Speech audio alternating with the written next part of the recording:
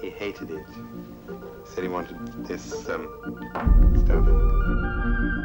100 years ago, a new theory about human nature was put forward by Sigmund Freud. He had discovered, he said, primitive sexual and aggressive forces hidden deep inside the minds of all human beings. Forces which, if not controlled, led individuals and societies to chaos and destruction. This series is about how those in power have used Freud's theories to try and control the dangerous crowd in an age of mass democracy. At the heart of the story is not just Sigmund Freud, but other members of the Freud family.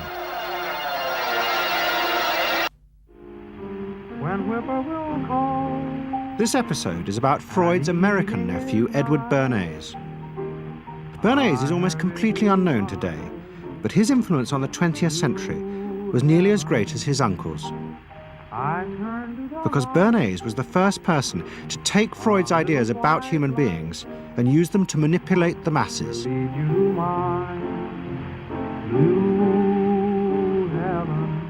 He showed American corporations for the first time how they could make people want things they didn't need by linking mass-produced goods to their unconscious desires. Out of this would come a new political idea of how to control the masses. By satisfying people's inner selfish desires, one made them happy and thus docile. It was the start of the all-consuming self, which has come to dominate our world today.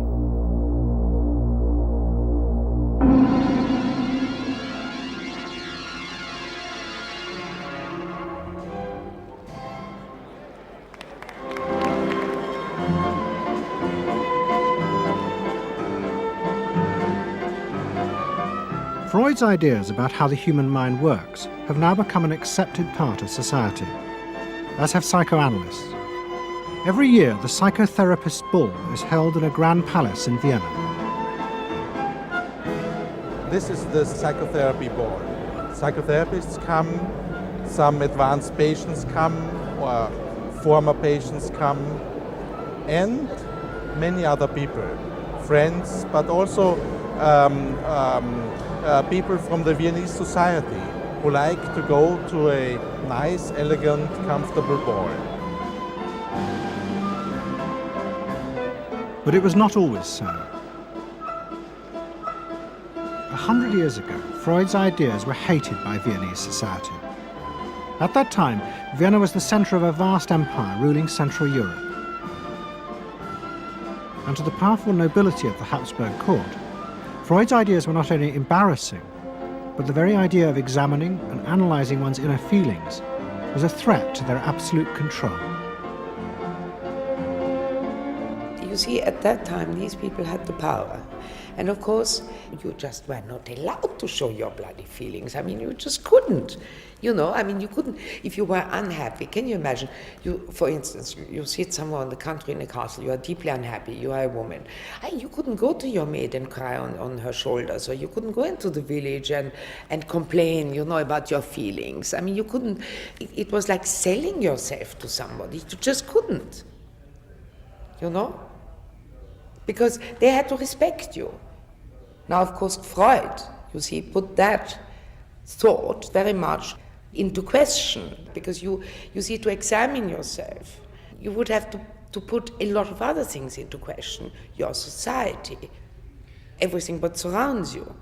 And that wasn't a good thing at that time. Why not?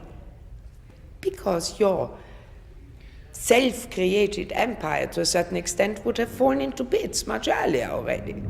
But what frightened the rulers of the empire even more was Freud's idea that hidden inside all human beings were dangerous instinctual drives. Freud had devised a method he called psychoanalysis. By analyzing dreams and free association, he had unearthed, he said, powerful sexual and aggressive forces which were the remnants of our animal past. Feelings we repressed because they were too dangerous. Freud devised a method for exploring a hidden part of the mind, which we nowadays call the unconscious, which is a part that is totally unknown to our consciousness, that there exists a barrier in all our minds which prevents these hidden and unwelcome impulses of the unconscious from emerging. Good night.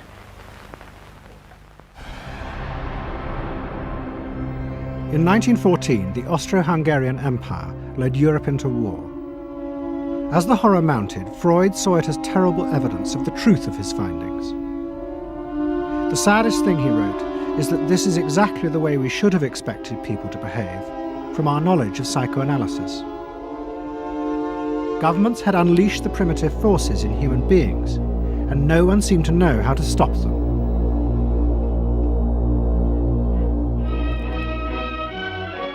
At that time, Freud's young nephew, Edward Bernays, was working as a press agent in America. His main client was the world-famous opera singer Caruso, who was touring the United States.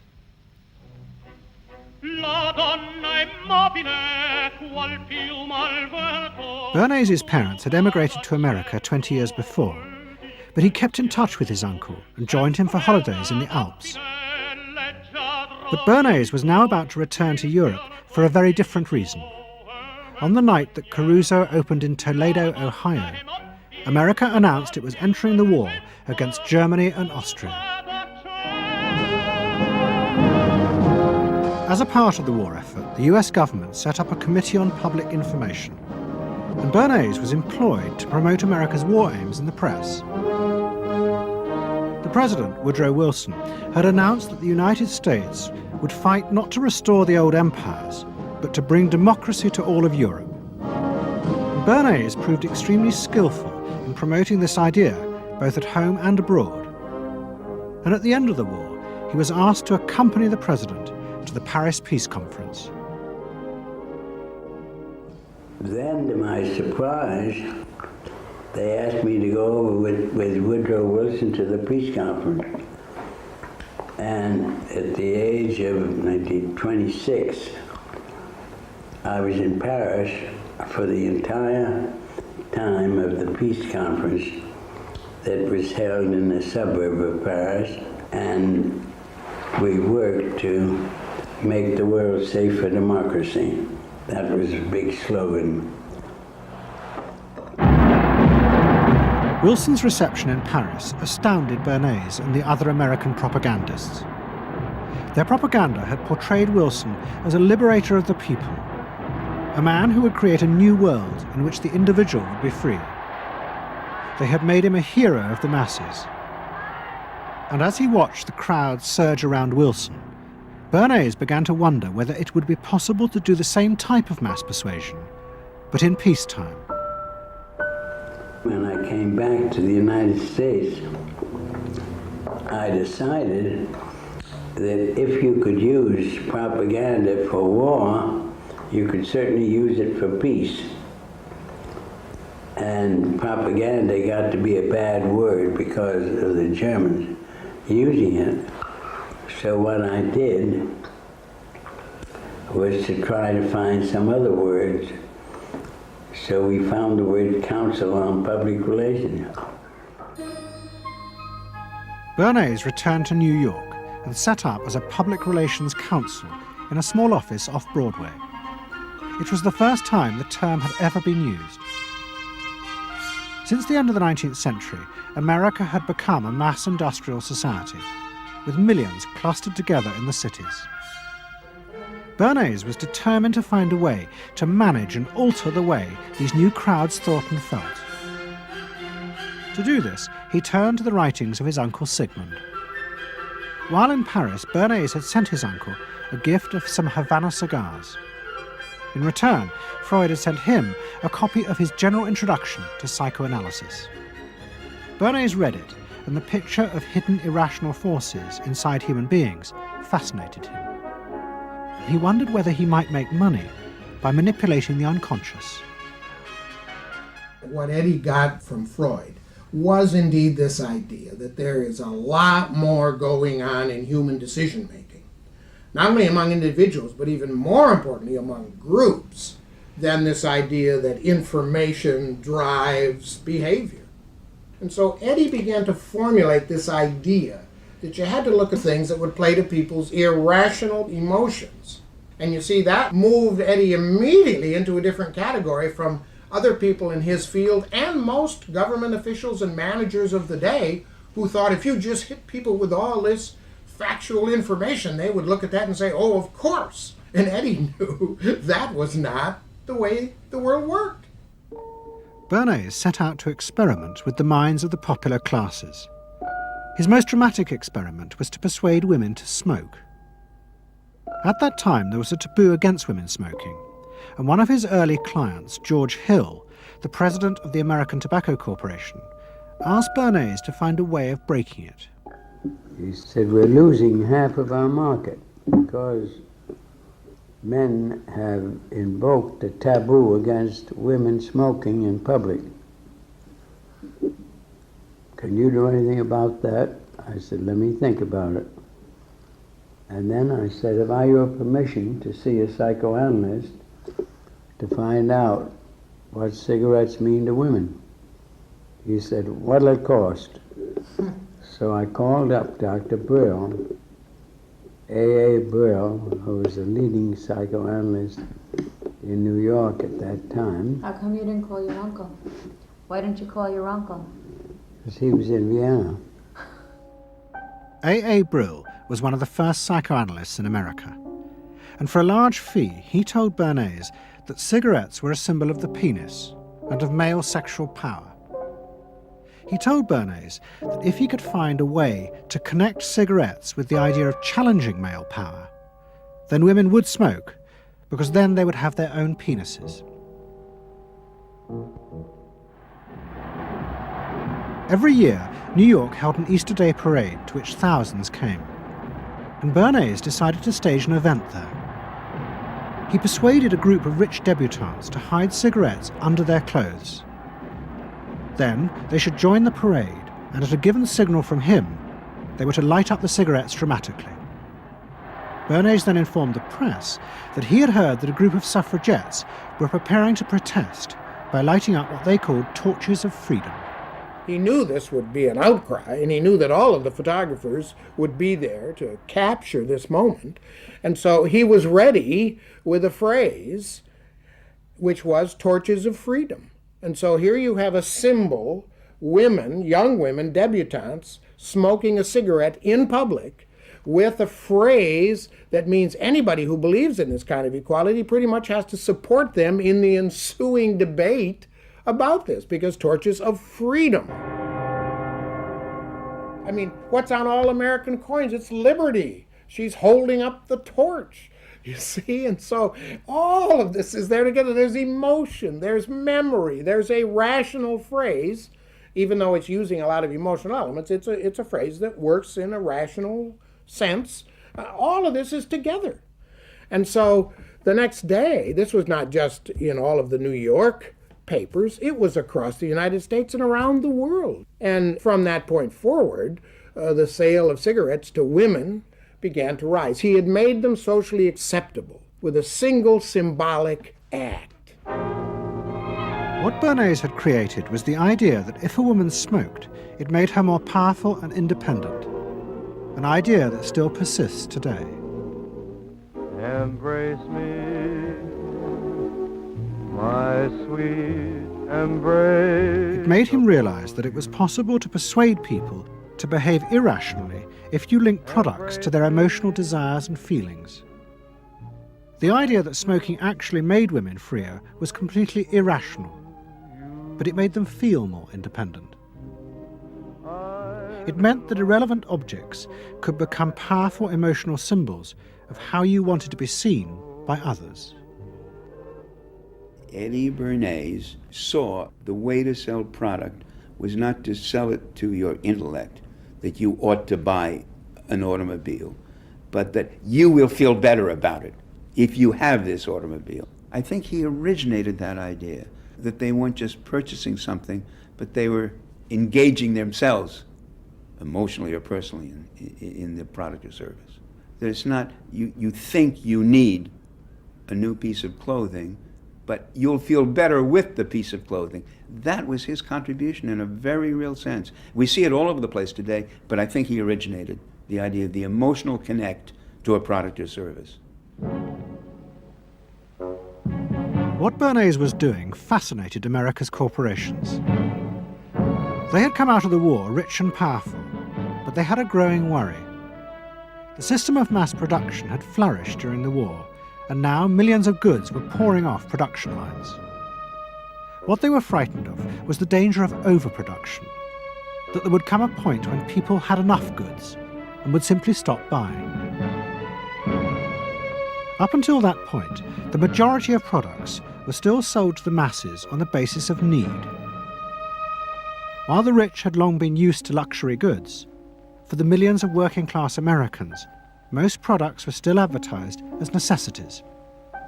Goods like shoes, stockings, even cars were promoted in functional terms for their durability.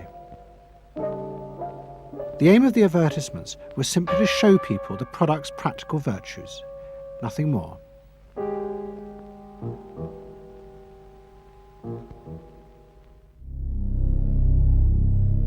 What the corporations realized they had to do was transform the way the majority of Americans thought about products. One leading Wall Street banker, Paul Mazur of Lehman Brothers, was clear about what was necessary. "We must shift America," he wrote, "from a needs to a desires culture. People must be trained to desire, to want new things even before the old have been entirely consumed. We must shape a new mentality in America. Man's desires must overshadow his needs." Prior to that time, there was no American consumer. There was the American worker, and there was the American owner, and they manufactured and they saved and they ate what they had to, and the people shopped for what they needed. And while the very rich may have bought things they didn't need, most people did not. And Mazur envisioned a break with that, where you would have things that you didn't actually need, but you wanted, as opposed to needed. And the man who would be at the center of changing that mentality for the corporations was Edward Bernays. Bernays really is the guy within the United States, more than anybody else, who sort of brings to the table psychological theory as something that is an essential part of how, from the corporate side, of how we are going to appeal to the masses effectively. And the whole sort of merchandising establishment and sales establishment is ready for Sigmund Freud. I mean, they are ready for understanding what motivates the human mind.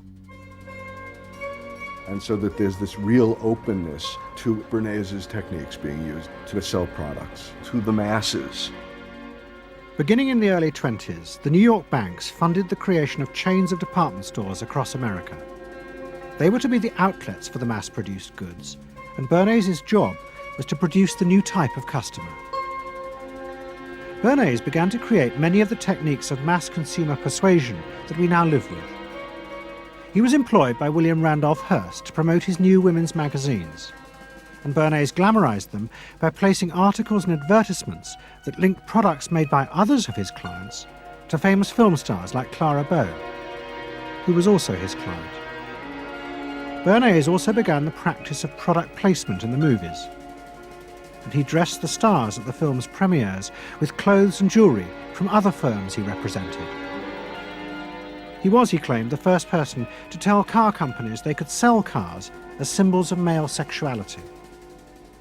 He employed psychologists to issue reports that said products were good for you, and then pretended they were independent studies. He organized fashion shows in the department stores and paid celebrities to repeat the new and essential message: you bought things not just for need, but to express your inner sense of yourself to others. There's a psychology of dress. Have you ever thought about it? How it can express your character? You all have interesting characters, but some of them are all hidden. I wonder why you all want to dress always the same, with the same hats and the same coats. I'm sure all of you are interesting and have wonderful things about you, but looking at you in the street, you all look so much the same. And that's why I'm talking to you about the psychology of dress.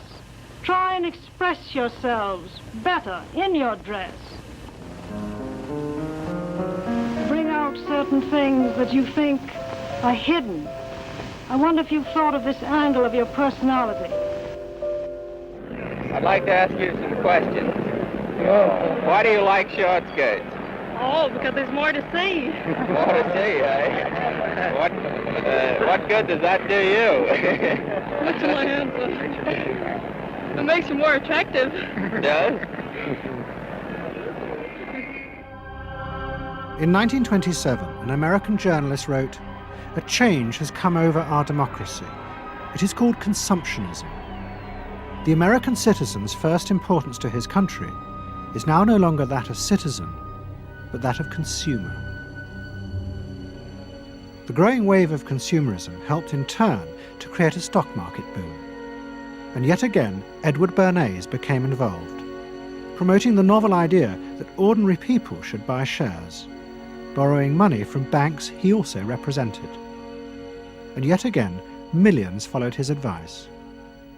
He was uniquely knowledgeable about how people in large numbers are going to react to products and ideas and so on. But in political terms, if he were to go out, so I can't imagine that he could get 3 people to stand and listen. Wasn't particularly articulate, was a kind of funny looking, and didn't have any sense of reaching out for people one-on-one. None at all. He didn't think about people in groups of one, thought about people in groups of thousands. So I would have nothing to do with it. Hello? Bernays soon became famous as the man who understood the mind of the crowd. And in 1924, the president contacted him. President Coolidge was a quiet, taciturn man and had become a national joke. The press portrayed him as a dull, humorless figure. Bernays' solution was to do exactly the same as he had done with products. He persuaded 34 famous film stars to visit the White House. And for the first time, politics became involved with public relations. And I lined up these 34 people, and I'd say, "What's your name?" He'd say, "Al Jolson." I'd say, "Mr. President, Al Jolson." Next day, every newspaper in the United States had a front page story. President Coolidge entertains actors at White House. And the Times had a headline which said, "President nearly laughed." And everybody was happy. But while Bernays became rich and powerful in America, in Vienna his uncle was facing disaster. Like much of Europe, Vienna was suffering an economic crisis and massive inflation, which wiped out all of Freud's savings. Facing bankruptcy, he wrote to his nephew for help. Bernays responded by arranging for Freud's works to be published for the first time in America, and began to send his uncle precious dollars, which Freud kept secretly in a foreign bank account. He was Freud's agent, if you will, to get his books published. Well, of course, once the books were being published, Eddie couldn't help himself but promote these books, see that everybody read them, make them controversial, emphasize the fact that, do you know what Freud says about sex and what he says cigarettes are a symbol of, and so on and so forth? How do you suppose all those stories got out? Certainly the academics weren't spreading these around the country. Eddie Bernays was. Then, when Freud became accepted, well then, of course, to go to a client and say, "Well, Uncle Siggy," see, then that had some cachet. But notice there, first Eddie created Uncle Siggy in the U.S., made him acceptable, secondly, and thirdly, then capitalized on Uncle Siggy. Typical Bernays performance. Bernays also suggested that Freud promote himself in the United States.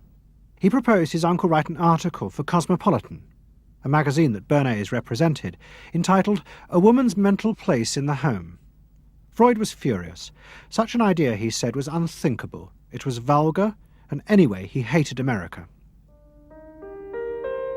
Freud was now becoming increasingly pessimistic about human beings. In the mid-20s, he retreated in the summers to the Alps, sometimes staying in an old hotel, the Pension Moritz in Berchtesgaden. It is now a ruin. Freud began to write about group behavior, about how easily the unconscious aggressive forces in human beings could be triggered when they were in crowds. Freud believed he had underestimated the aggressive instincts in human beings. They were far more dangerous than he had originally thought. After World War I, Freud was basically a pessimist. He felt that man is an impossible creature, a very, very sadistic and bad species, and did not believe that man can be improved. Man is a ferocious animal, the most ferocious animal that exists. They enjoy torturing and killing, and he didn't like man. The publication of Freud's works in America had an extraordinary effect on journalists and intellectuals in the 1920s. What fascinated and frightened them was the picture Freud painted of submerged, dangerous forces lurking just under the surface of modern society. Forces that could erupt easily to produce the frenzied mob which had the power to destroy even governments. It was this they believed had happened in Russia. To many, this meant that one of the guiding principles of mass democracy was wrong. The belief that human beings could be trusted to make decisions on a rational basis. The leading political writer, Walter Lippmann, argued that if human beings were in reality driven by unconscious, irrational forces, then it was necessary to rethink democracy. What was needed was a new elite who could manage what he called the bewildered herd. This would be done through psychological techniques that would control the unconscious feelings of the masses. So here you have Walter Lippmann, probably the most influential political thinker in the United States, who is essentially saying that the basic mechanism of the mass mind is unreason, is irrationality, is animality. He believes that the mob in the street, which is how he sees ordinary people, are people who are driven not by their minds but by their spinal cords. The notion of kind of animal drives, unconscious instinctual drives lurking beneath the surface of civilization.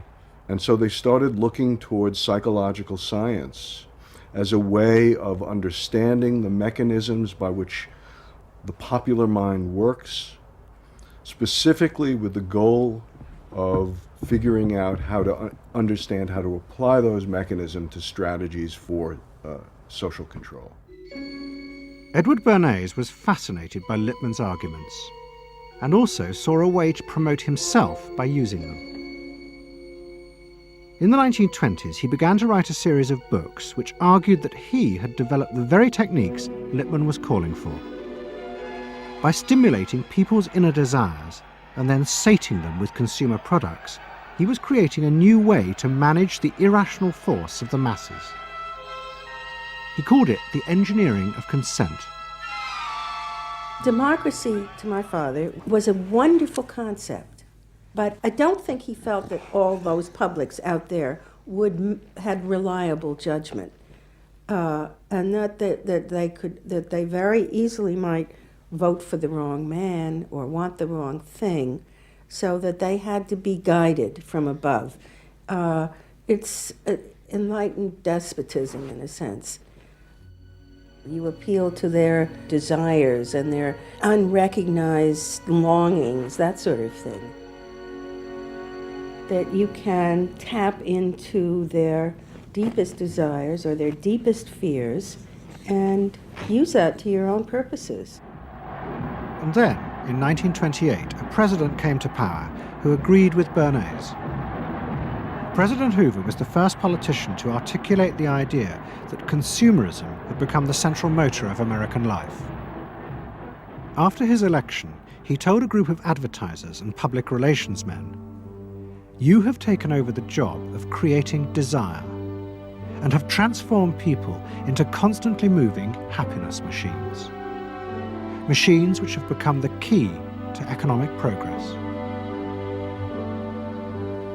What was beginning to emerge in the 1920s was a new idea of how to run mass democracy. At its heart was the consuming self, which not only made the economy work, but was happy and docile, and so created a stable society. Both Bernays and Littman's concept of managing the masses takes the idea of democracy and it turns it into a palliative. It turns it into giving people some kind of feel-good medication that will respond to an immediate pain or an immediate yearning, but will not alter the objective circumstances one iota. I mean, democracy really, the idea of democracy at its heart was about changing the relations of power that had governed the world for so long. And Bernays' concept of democracy was one of maintaining the relations of power, even if it meant that one needed to sort of stimulate the psychological lives of the public. And in fact, in his mind, that was what was necessary. That if you can keep stimulating the irrational self, then leadership can basically go on doing what it wants to do. Bernays now became one of the central figures in a business elite that dominated American society and politics in the 1920s. He also became extremely rich and lived in a suite of rooms in one of New York's most expensive hotels, where he gave frequent parties. Oh my goodness. He had a home in the corner suite of the Sherry Netherland Hotel. And here's this wonderful suite with all these windows looking out on Central Park and across at the plaza and on the square. And he would use this place to hold a soiree. The mayor would come. All the media leaders would come, the political leaders, the business leaders, the people in the arts. I mean, it was a who's who. People wanted to know Eddie Bernays because, you know, he himself became a sort of a famous man, a sort of a magician who could make these things happen. He knows everybody. He knows the mayor and he knows the senator, and he calls politicians on the telephone, as if he did get literally a high or a bang out of doing what he did. And that's fine, but it can be a little hard on the people around you, especially when you make other people feel stupid. People who worked for him were stupid, and children were stupid, and if people did things in a way that he wouldn't have done them, they were stupid. It was a word that he used over and over and over, dope and stupid. And the masses? They were stupid.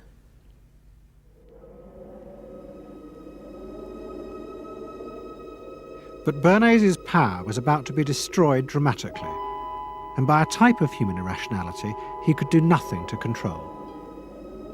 At the end of October 1929, Bernays organised a huge national event to celebrate the 50th anniversary of the invention of the light bulb.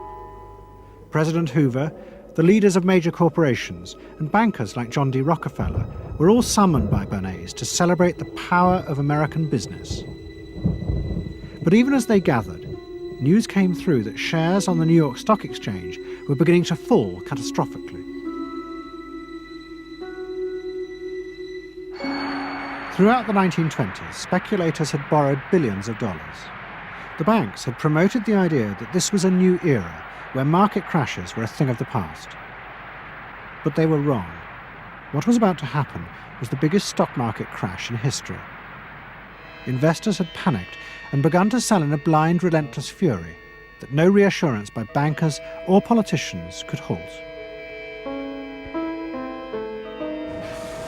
And on the 29th of October 1929, the market collapsed.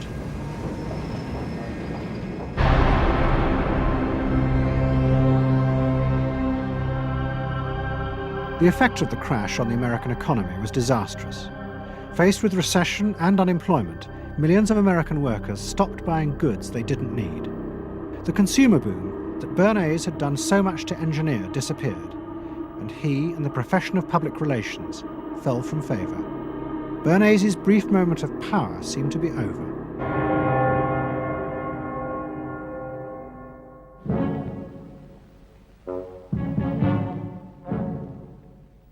The effect of the Wall Street crash on Europe was also catastrophic. It intensified the growing economic and political crisis in the new democracies. In both Germany and Austria, there were violent street battles between the armed wings of different political parties. Against this backdrop, Freud, who was suffering from cancer of the jaw, retreated yet again to the Alps. He wrote a book called Civilization and Its Discontents. It was a powerful attack on the idea that civilization was an expression of human progress. Instead, Freud argued, civilization had actually been constructed to control the dangerous animal forces inside human beings. What was implicit in Freud's argument was that the ideal of individual freedom, which was at the heart of democracy, was impossible. Human beings could never be allowed to truly express themselves because it was too dangerous. They must always be controlled and would thus always be discontent.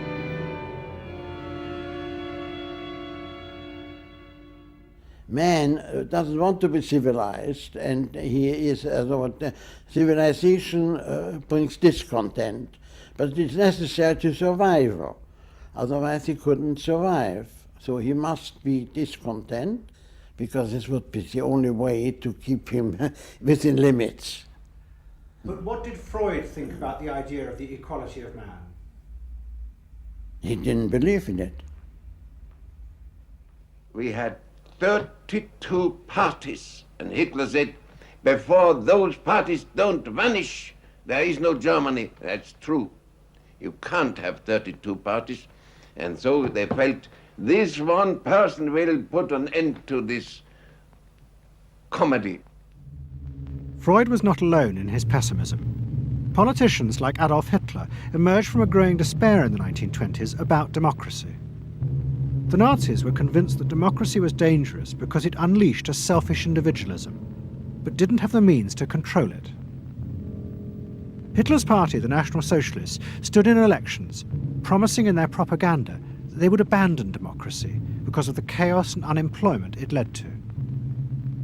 Die Parteien versprachen den Himmel auf Erden.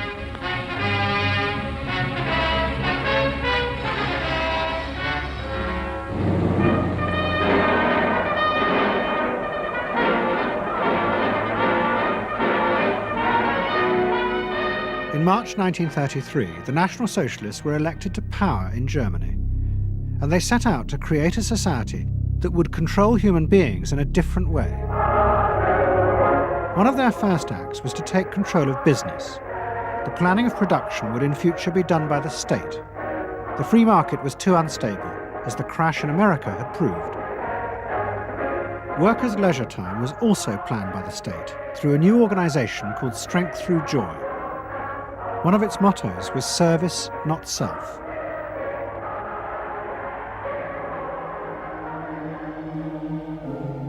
But the Nazis did not see this as a return to an old form of autocratic control.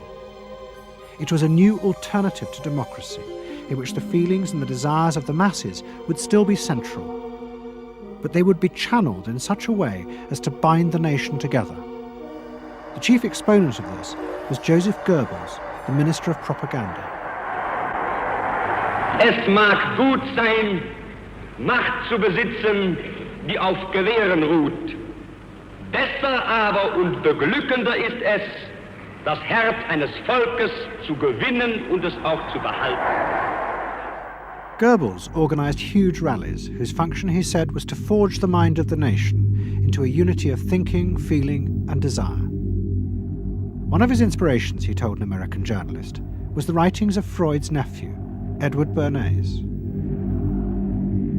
In his work on crowd psychology, Freud had described how the frightening irrationality inside human beings could emerge in such groups. The deep, what he called libidinal forces of desire, are given up to the leader, while the aggressive instincts are unleashed on those outside the group. Freud wrote this as a warning. But the Nazis were deliberately encouraging these forces because they believed they could master and control them. Well, Freud was saying that masses are bound by libidinal forces. They love each other and delegate their ideas and their feelings to the chap on top. What are libidinal forces? What are libidinal forces? Well, forces of love. Not hate. No. Hate is delegated to the others outside.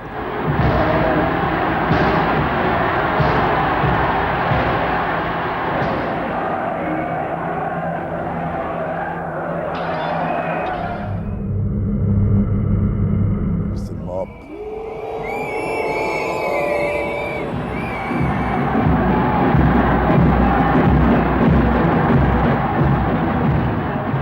I could see from afar, looking up Wilhelmstraße towards unter den Linden, how those 100,000 of people, when they passed Hitler, they just became completely delirious.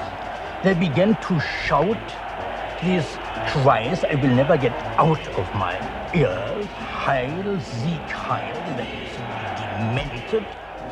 And here I got confirmation how those irrational forces, uncontrollable forces in Germany, in the Germans, had erupted, had broken out, were running riot, were departing, marching on.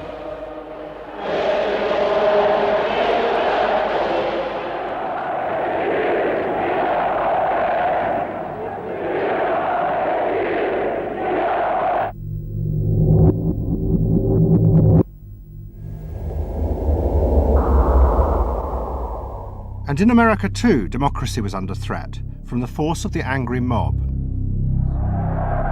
The effect of the stock market crash had been disastrous. There was growing violence as an angry population took out their frustration on the corporations who were seen to have caused this disaster. Then, in 1932, a new president was elected who was also going to use the power of the state to control the free market. But his aim was not to destroy democracy, but to strengthen it. And to do this, he was going to develop a new way of dealing with the masses.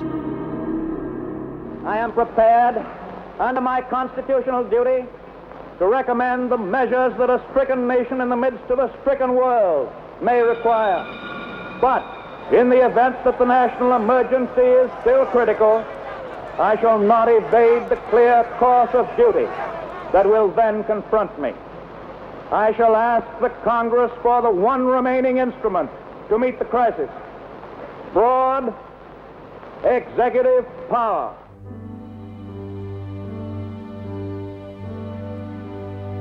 It was the start of what would become known as the New Deal. Roosevelt assembled a group of young technocrats and planners in Washington. He told them that their job was to plan and run giant new industrial projects for the good of the nation. Roosevelt was convinced that the stock market crash had shown that laissez-faire capitalism could no longer run modern industrial economies. It had become the job of government. Big business was horrified, but the New Deal attracted the admiration of the Nazis, especially Joseph Goebbels. Wir betrachten die wirtschaftliche Entwicklung in Amerika mit dem allergrößten positiven Interesse. Und wir sind dort der festen Überzeugung, dass Präsident Roosevelt und seine Berater auf dem richtigen Wege sind. Es handelt sich in der Tat um das größte wirtschaftliche und soziale Problem aller Zeiten. Die vielen Millionen Arbeitslosen, die ihre Plätze an den Maschinen und in den Kontoren verloren haben, wieder an ihre alten Arbeitsstellen zurückzuführen. Das kann nicht allein der privaten Initiative überlassen werden. Ausschlaggebend ist, dass die öffentliche Hand mit positiven Maßnahmen eingreift. But although Roosevelt, like the Nazis, was trying to organize society in a different way, unlike the Nazis, he believed that human beings were rational and could be trusted to take an active part in government. Roosevelt believed it was possible to explain his policies to ordinary Americans and take into account their opinions. To do this, he was helped by the new ideas of an American social scientist called George Gallup. Favorite reading of New Deal Washington, the survey of U.S. public opinion. From offices at Princeton, New Jersey, a famed statistician, Dr. George Gallup, tells Washington from week to week what the nation is thinking. And in New York, Fortune magazine's analyst, Elmo Roper, compiles for publication a continuous record of the nation's approval or disapproval of how the country is being run. Gallup and Roper rejected Bernays' view that human beings were at the mercy of unconscious forces and so needed to be controlled. Their system of opinion polling was based on the idea that people could be trusted to know what they wanted. They argued that one could measure and predict the opinions and behaviour of the public if one asked strictly factual questions and avoided manipulating their emotions. Well, how about this one? Do you think Franklin D. Roosevelt's New Deal has been bad for the nation in general? No, that question's loaded. It automatically suggests an answer. Well, how about this? Is your present feeling toward President Roosevelt one of general approval or general disapproval? That's better. Prior to scientific polling, the view of many people was that you couldn't trust public opinion. It was irrational, that it was ill-informed, chaotic, unruly, and so forth. And so that opinion should be dismissed. But with scientific polling, I think it established very clearly that people are rational, that they do make good decisions, and this offers democracy a chance to be truly informed by the public, giving everybody a voice in the way the country is run. I know my father wouldn't necessarily say the voice of the public is the voice of God, but he did feel very much that the voice of the people is a rational voice and should be heard. What Roosevelt was doing was forging a new connection between the masses and politicians. No longer were they irrational consumers who were managed by sating their desires. Instead, they were sensible citizens who could take part in the governing of the country. In 1936, Roosevelt stood for re-election. He promised further control over big business. To the corporations, it was the beginning of a dictatorship.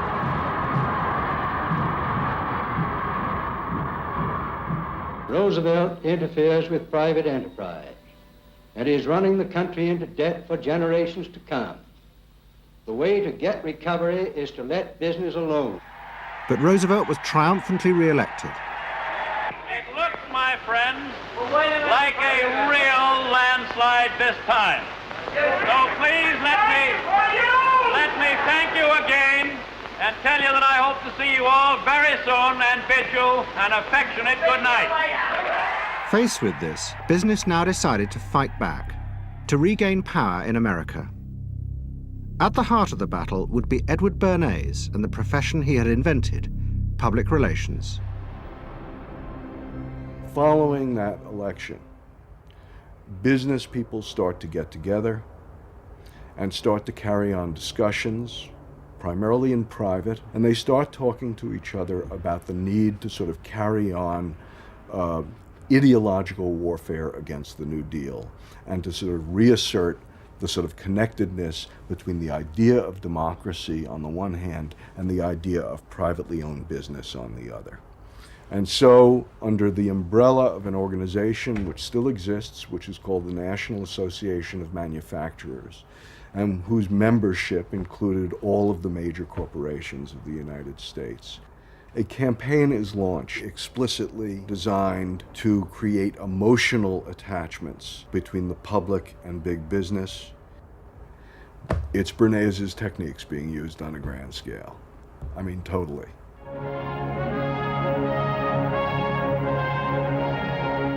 The General Motors Parade of Progress, traveling the high roads and by roads of America, bringing to millions of Americans in their own hometown the fascinating story behind modern industry, showing... The campaign set out to show dramatically that it was business, not politicians, who had created modern America. A better mode of living for all of us. Bernays was an advisor to General Motors, but he was no longer alone. The industry he had founded now flourished as hundreds of public relations advisors organized a vast campaign. They not only used advertisements and billboards, but managed to insinuate their message into the editorial pages of the newspapers. It became a bitter fight. In response to the campaign, the government made films that warned of the unscrupulous manipulation of the press by big business. And the central villain was the new figure of the public relations man. They tried to achieve their ends by working entirely behind the scenes, corrupting and deceiving the public. The aims of such groups may be either good or bad, so far as the public interest is concerned, but their methods are a grave danger to democratic institutions. The films also showed how the responsible citizen could monitor the press themselves. They could create a chart that analyzed the reporting for signs of hidden bias. But such earnest instruction was to be no match for the powerful imagination of Edward Bernays. He was about to help create a vision of the utopia that free market capitalism would build in America if it was unleashed.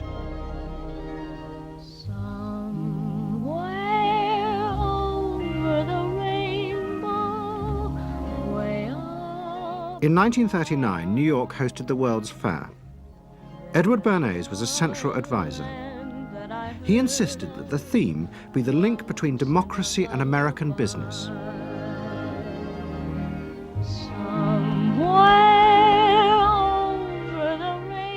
At the heart of the fair was a giant white dome that Bernays named Democracity. And the central exhibit was a vast working model of America's future, constructed by the General Motors Corporation. To my father, the World's Fair was an opportunity to keep the status quo, that is, capitalism, in a democracy. Democracy and capitalism, that marriage, right, linking, just like that. He did that by manipulating people and getting them to think that you couldn't have real democracy in anything but a capitalist society, which was capable of doing anything, of creating these wonderful highways, of making, moving pictures inside everybody's house, of telephones that didn't need cords, of sleek roadsters. I mean, it was consumerist, but at the same time, you inferred that in a funny way, democracy and capitalism went together. The World's Fair was an extraordinary success and captured America's imagination. The vision it portrayed was of a new form of democracy, in which business responded to people's innermost desires in a way politicians could never do. But it was a form of democracy that depended on treating people not as active citizens as Roosevelt did, but as passive consumers. Because this, Bernays believed, was the key to control in a mass democracy. It's not that the people are in charge, but that the people's desires are in charge. The people are not in charge. The people exercise no decision-making power within this environment. So democracy is reduced from something which assumes an active citizenry to the idea of the public as passive consumers. Driven primarily by instinctual or unconscious desires, and that if you can in fact trigger those needs and desires, you can get what you want from them. But this struggle between the two views of human beings as to whether they were rational or irrational was about to be dramatically affected by events in Europe. Events that would also change the fortunes of the Freud family. In March 1938, the Nazis annexed Austria. It was called the Anschluss. Hitler arrived in Vienna to an extraordinary outpouring of mass adulation.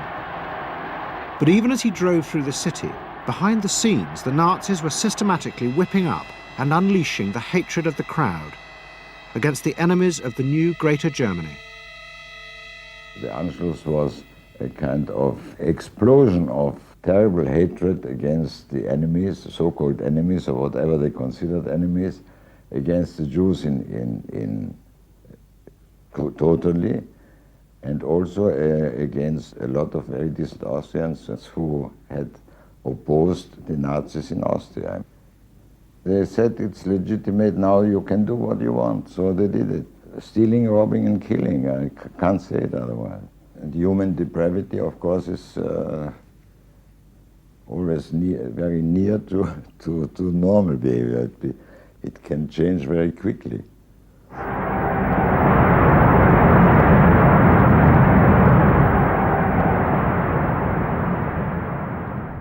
As the violence and assassinations raged in Vienna, Freud decided he had to leave.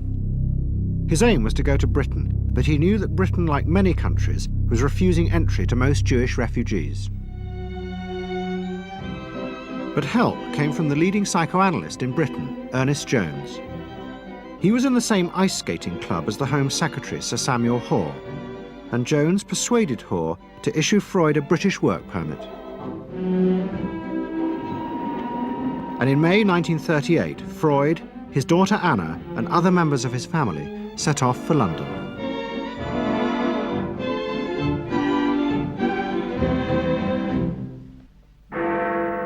Freud arrived in London as Britain was preparing for war, and he settled with his daughter Anna in a house in Hampstead. But Freud's cancer was now far advanced, and in September 1939, just 3 weeks after the outbreak of war, he died.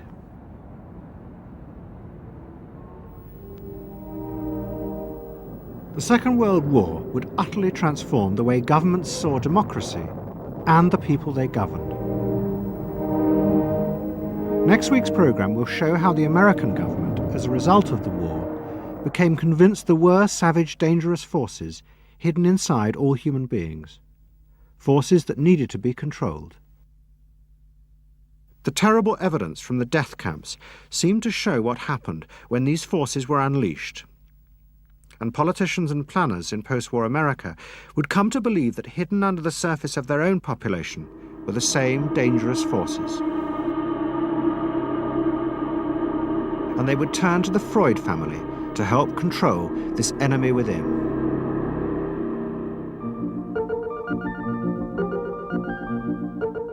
And ever adaptable, Edward Bernays would work not just for the American government, but the CIA. And Sigmund Freud's daughter Anna would also become powerful in the United States, because she believed that people could be taught to control the irrational forces within them. Out of this would come vast government programs to manage the inner psychological life of the masses.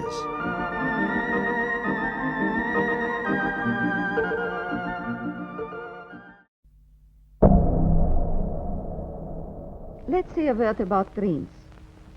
We all have thoughts which we never knew we had. They are too uncomfortable, too incompatible with our adult self to be remembered. Yet they are often disturbing, rumbling under the surface like lava in a volcano. The dream is the royal road to these thoughts, the royal road to the unconscious. This is the story of how Sigmund Freud's ideas about the unconscious mind were used by those in power in post-war America to try and control the masses. Politicians and planners came to believe that Freud was right to suggest that hidden deep within all human beings were dangerous and irrational desires and fears. They were convinced that it was the unleashing of these instincts that had led to the barbarism of Nazi Germany. To stop it ever happening again, they set out to find ways to control this hidden enemy within the human mind.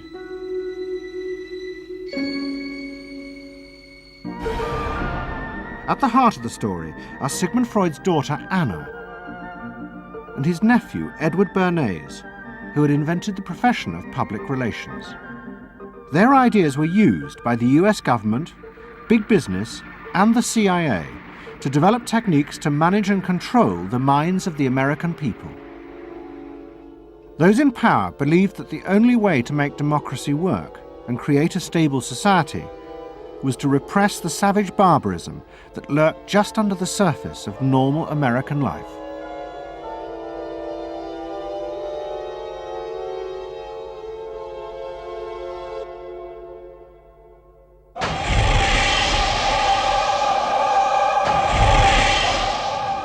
The story begins in the middle of the fierce fighting of the Second World War.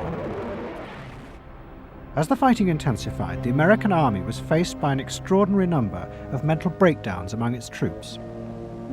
49% of all soldiers evacuated from combat were sent back because they suffered from mental problems. In desperation, the army turned to the new ideas of psychoanalysis. They made a film record of the experiment using hidden cameras. It says here on your record that you had headaches and that you had crying spells. Yes, sir. I believe in your profession is called nostalgia. In other words, homesickness. Yes, sir. Mm-hmm. It was induced when, shortly before the war, I received a picture of my sweetheart. Yes.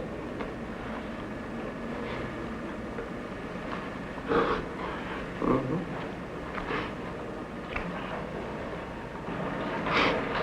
I'm sorry, I can't continue. That's all right. It was the first time that anyone had paid such attention to the feelings and anxieties of ordinary people. At the heart of the experiment were a number of refugee psychoanalysts from Central Europe. They worked with American psychiatrists to guide and shape the project. When I first came to America, I worked in the psychiatric service with soldiers trying to rehabilitate them. And I traveled in the train from the East Coast to the West Coast. I was enormously curious what goes on in all of those little towns that the train is passing. After my years in the army, I knew exactly what everybody was doing in the little towns. Because I saw so many people who came from there. And I understood their aspirations, their disappointments, and so forth. So it was as if somebody invited me to a privileged tour into the inner soul of America. I'm not doing this deliberately, so Of course please you are believe me. not. I do believe you. A display of emotion is sometimes very helpful. I hope so, sir. Sure, it gets it off your chest. Well, sir, to be perfectly honest with you, I'm very much in love with my sweetheart. She has been the one person that gave me a sense of importance, in that through her cooperation with me, we were able to surmount so many obstacles. Take it easy now, just talk to... The psychoanalysts used techniques developed by Freud to take the men back into their past. They became convinced that the breakdowns were not the direct result of fighting. The stress of combat had merely triggered old childhood memories. These were memories of the men's own violent feelings and desires, which they had repressed because they were too frightening. Think deeply. Let's go back. When was it you... To the psychoanalysts, it was overwhelming proof of Freud's theory that underneath human beings were driven by primitive, irrational forces. You want that? World War II was a major shattering experience because I discovered the enormous role of the irrational in the lives of most people. Yeah, that I can say, that I learned that the ratio between the irrational and the rational in America is very much in favor of the irrational. That there is much greater unhappiness, much more suffering, much more. A sadder country than one would imagine it from the advertisements that you get. A much more problematic country. Victory in the Second World War was celebrated as a triumph of democracy. But in private, many policymakers were worried about the implications of the analysis of the soldiers. It seemed to show that underneath every American were irrational, violent drives. What had happened in Germany seemed to bear this out. The complicity of so many ordinary Germans in mass killings during the war showed just how easily these forces could break through and overwhelm democracy.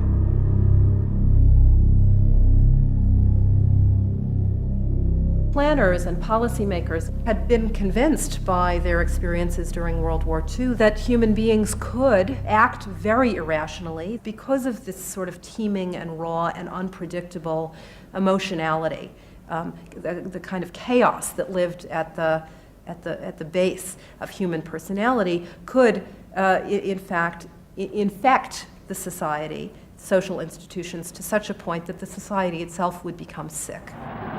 That's what they believe happened in Germany, in which the irrational, the anti-democratic went wild. It was a vision of human nature as incredibly destructive, and they were terrified that Americans would in fact behave that way, or were capable of behaving that way, and they wanted to avoid a rerun of that. So what is needed is a human being that can internalize democratic values so that they are not shaken with the storm. And psychoanalysis carried in it the promise that it can be done. It opened up new vistas as to how the inner structure of the human being can be changed so that he becomes a more vital, free supporter and maintainer of democracy. The psychoanalysts were convinced they not only understood these dangerous forces, but they knew how to control them too. They would use their techniques to create democratic individuals, because democracy left to itself failed to do this.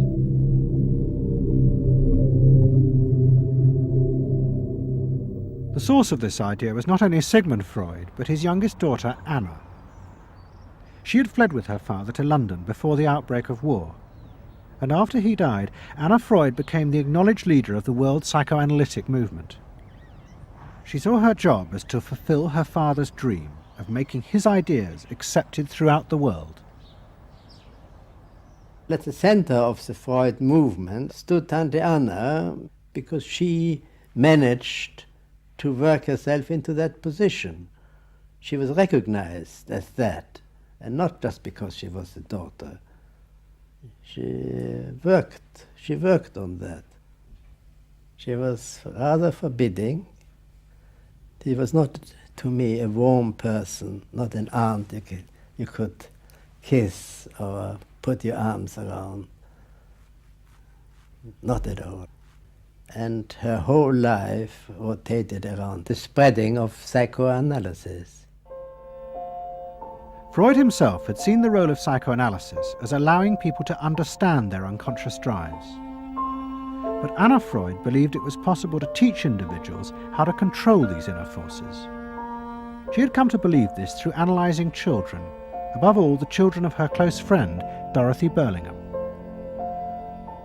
Dorothy Burlingham was an American millionairess who in the 1920s fled a failed marriage and brought her children to Anna Freud in Vienna. They were suffering terrible anxieties and aggression, but Anna Freud was convinced she could free them from this by changing the world around them. She thought that she could come in and into their environment, essentially, because they were children, you see. They didn't have independent lives of their own. She could go talk to the parents or the mother. She could go to the schools. She could influence their real world, the actual external world, to change their lives and to help them. And to change them as people? I think that was part of what her idea was, is that she felt that she could change them. From her analysis of the Burlingham children, Anna Freud developed a theory of how to help them control their inner drives. She believed that if, as well as psychotherapy, they were also encouraged to adapt to a good family and social environment, then the conscious part of their mind, the ego, would be strengthened in its struggle to control the unconscious. Anna Freud's aim was simply to help the children. But it was always the psychoanalyst who decided what was the right environment and the appropriate behaviour for the children. And often as not, this reflected the social mores of the time.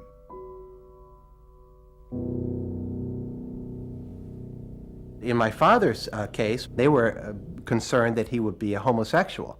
And so a lot of their efforts went into preventing or trying to stop my father from becoming a homosexual.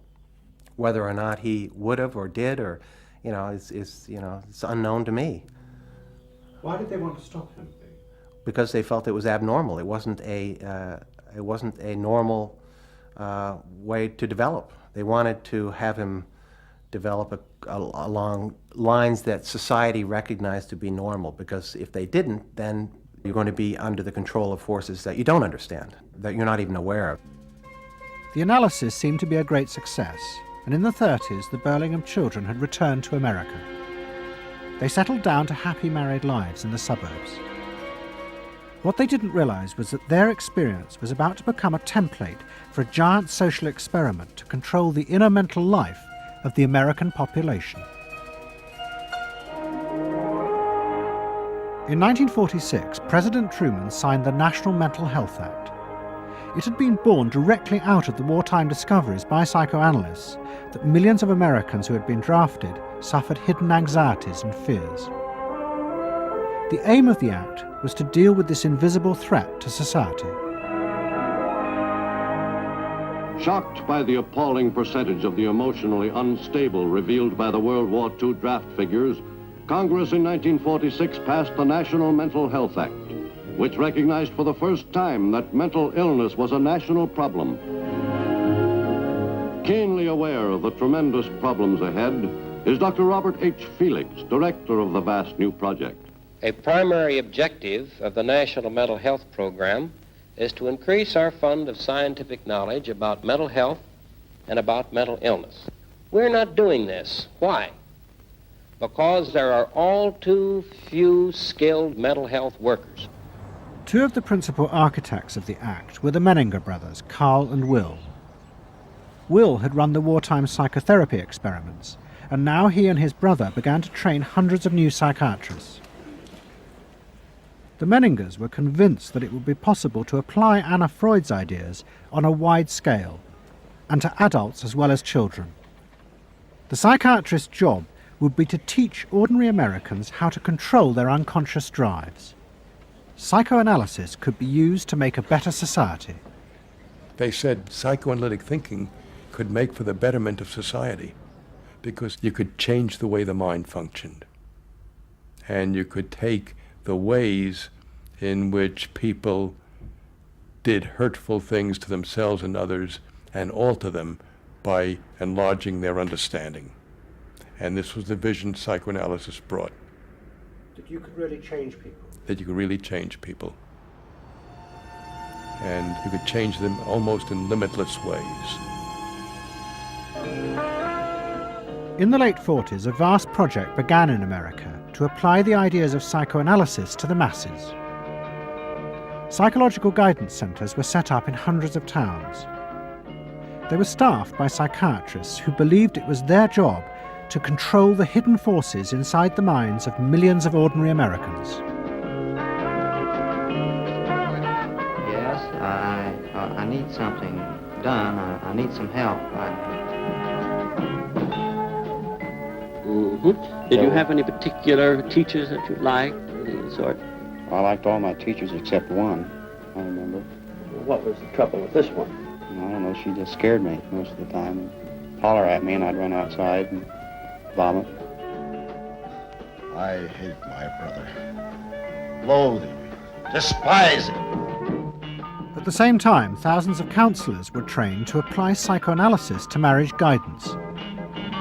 And social workers were sent out to visit people's homes and advise on the psychological structure of family life.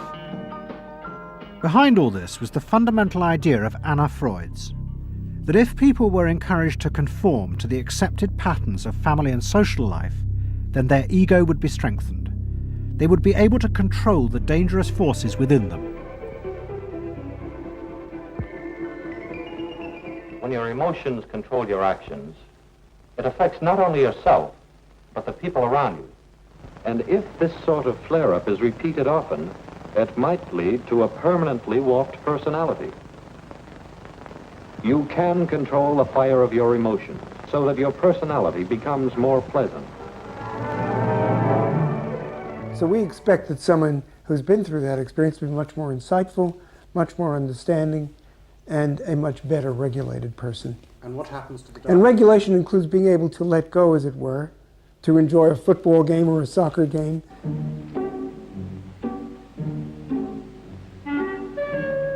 a more understanding, yes, rational, but also appropriately emotional person.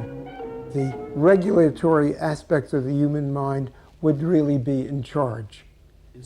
Instead of being overwhelmed by our passions and by our darker impulses. That one would be master or mistress of one's own passions. They just felt that the road to happiness was in adapting to the external world in which they lived. That people could be uncrippled from their own neurotic conflicts and impulses, that they would not engage in self-destructive behavior, that they would in fact adapt to the reality about them. They never questioned the reality.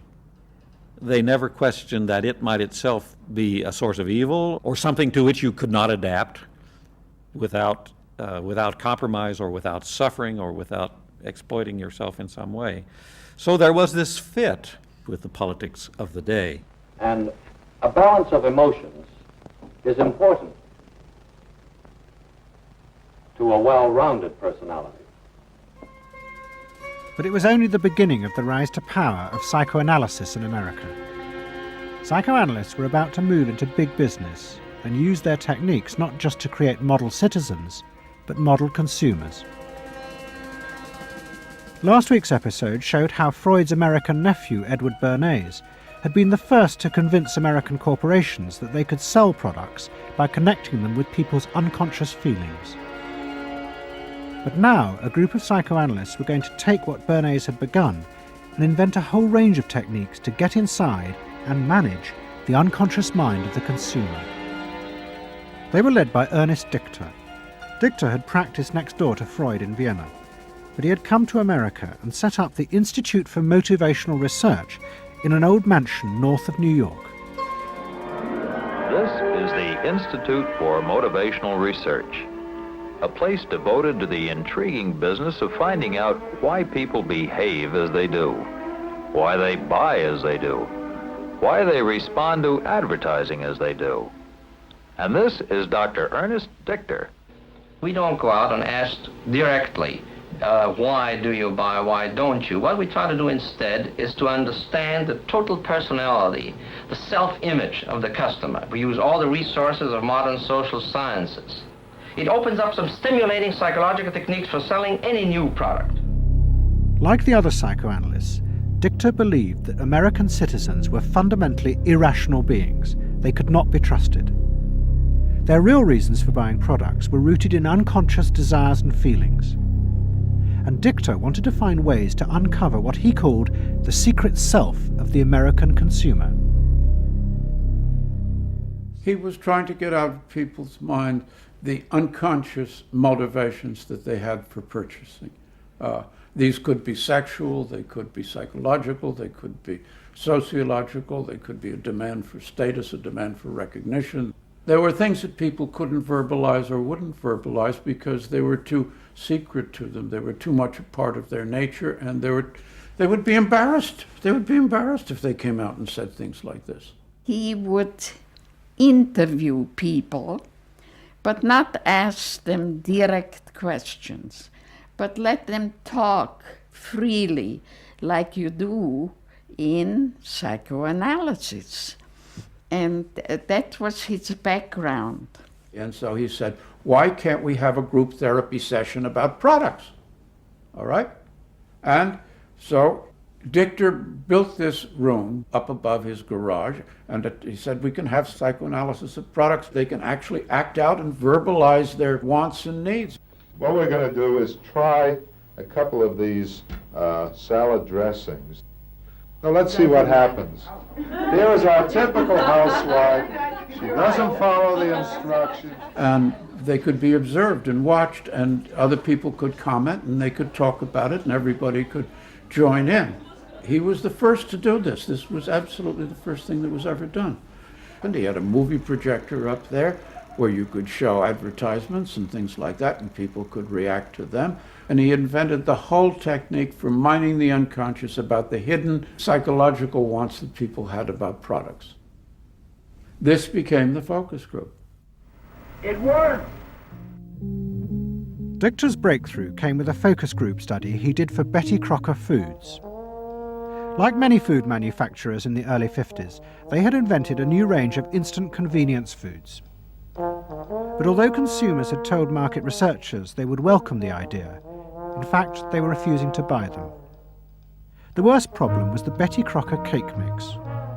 Dichter did a series of focus groups where housewives free associated about the cake mix. He concluded that they felt unconscious guilt at the new image being promoted of ease and convenience. In other words, he understood that the barrier to the consumption of the product was the housewife's feeling of guilt about using it. They basically, on one hand, wanted to make it easy for themselves, but they felt guilty about it. So what you've got to do in those circumstances is remove the barrier being guilt. The way you do that is to give the housewife a greater sense of participation. And how do you do that? By adding an egg. Simple as that. As simple as that. Dichter told Betty Crocker to put an instruction on the packet that the housewife should add an egg. It would be an unconscious symbol, he said, of the housewife mixing in her own eggs as a gift to her husband, and so would lessen the guilt. Betty Crocker did it, and the sales soared. My cake is ready. The consumer may have basic needs that the consumer himself or herself doesn't fully understand. You have to know what those needs are in order to fully exploit the consumer. Is it wrong to give people what they want by taking away their defenses, helping remove their defenses? It seems so much longer than last year. It is. Nearly 4 inches longer in some models. Oh. Dichter's success led to a rush by corporations and advertising agencies to employ psychoanalysts. They became known as the Depth Boys, and they promised to show companies how to make millions by connecting their products with people's hidden desires. Dichter himself became a millionaire, famous for inventing slogans like "a tiger in your tank." Even the marketing of the Barbie doll came from a children's focus group. And so it goes. But Dichter was convinced that this was far more than just selling. Like Anna Freud, he believed that the environment could be used to strengthen the human personality. And products had the power both to sate inner desires and give people a feeling of common identity with those around them. It was a strategy for creating a stable society. Dichter called it the strategy of desire. To understand a stable citizen, you have to know that modern man quite often tries to work off his frustrations by spending on self-gratification. Modern man is eternally ready to fill out his self-image by purchasing products which complement it. If you identify yourself with a product, it can have a therapeutic value. It improves your self-image, and you become a more secure person, and you have suddenly this confidence of going out in the world and doing what you want successfully. Bernays believed that that would then improve the whole of our society and become the best society on this planet.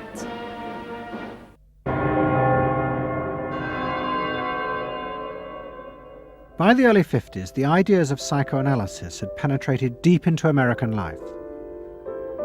The psychoanalysts themselves became rich and powerful.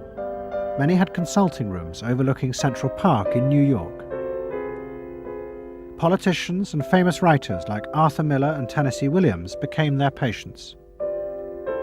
They were seeking not just help, but to understand the hidden roots of human behavior. We were sought after. Washington was interested in what we think. You know, the important writers, important politicians were undergoing psychoanalysis. It was, we had waiting lists because there were so many patients that wanted to be analyzed. So it gave us a little bit of a swellhead.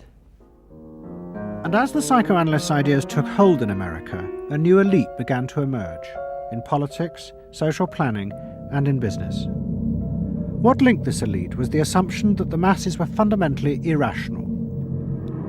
To make a free market democracy like America work, one had to use psychological techniques to control mass irrationality. They actually believed that this elite was necessary because individual citizens were not capable, if left alone, of being democratic citizens. The elite was necessary in order to create the conditions that would produce individuals capable of behaving as a good consumer and also behaving as a democratic citizen. They didn't see their activities as anti-democratic, as undermining the capacity of individual citizens for democracy. Quite the opposite. They understood that they were creating the conditions for democracy's survival and future. Anna Freud had never intended that her ideas be used in such a way, but she happily accepted the rise to power of psychoanalysis in America. She remained in England, living with Dorothy Burlingham. On the surface, it was an idyllic life. She and Dorothy had bought a weekend cottage on the Suffolk coast. And in the summers, Dorothy's children came from America to visit with the grandchildren. But underneath, things were going badly wrong. Both Bob and Mabby Burlingham, who Anna Freud had analysed in the 1930s, had suffered personal breakdowns, and their marriages were collapsing. Bob was drinking heavily, and Mabby suffered terrible anxieties. The real reasons for the visits to England were yet more analysis with Anna Freud. Well, the problem was that it didn't look very good, did it? Because here you have somebody who's having nervous breakdowns and is having alcoholic binges. And this is not exactly, doesn't really sit well. From a humane standpoint, obviously this is not desirable. You want to help these people. But it also had the wider ramifications of everybody in analysis, in analytic circles, knew that Bob and Mabby were guinea pigs. They were the living proof that this was a wonderful process. It was very much swept under the rug. It didn't get out. I mean, these people had such, their power and influence was such that, you were very careful. Anna Freud was a very powerful person, and you were the grandchildren, and she knew a great deal more than you did about what went on in your parents' lives and so forth. It was not something you were going to tangle with, and you were a product of the whole situation. But at the same time, we all knew that something was really out of whack. As she grew older, she became more and more important, didn't she? Politically and scientifically, but she didn't know when to stop. She was a bit too righteous. What she did was always the thing, and she would never, to my knowledge, acknowledge that she could make a mistake or be wrong. That is my feeling. But the power and influence of the Freud family in America was about to grow even more. Politicians were about to turn to Anna Freud's cousin, Edward Bernays, for help in a time of crisis. He was going to manipulate the inner feelings and fears of the masses to help America's politicians fight the Cold War. I don't mean to say, and no one can say to you, that there are no dangers. Of course there are risks if we are not vigilant. But we do not have to be hysterical. In 1953, the Soviet Union exploded its first hydrogen bomb, and the fear of nuclear war and communism gripped the United States. Those in power became concerned about how to reassure the population. Committees were set up and public information films made, appealing for calm in the face of new threats, like nuclear fallout. It's the fallacy of devoting 85% of one's worrying capacity to an agent that constitutes only about 15% of an atomic bomb's destroying potential. At this point, Edward Bernays was living in New York. In the 1920s, he had invented the profession of public relations and was now one of the most powerful PR men in America. He worked for most of the major corporations and advised politicians, including President Eisenhower. Like his uncle Sigmund, Bernays was convinced that human beings were driven by irrational forces. The only way to deal with the public was to connect with their unconscious desires and fears.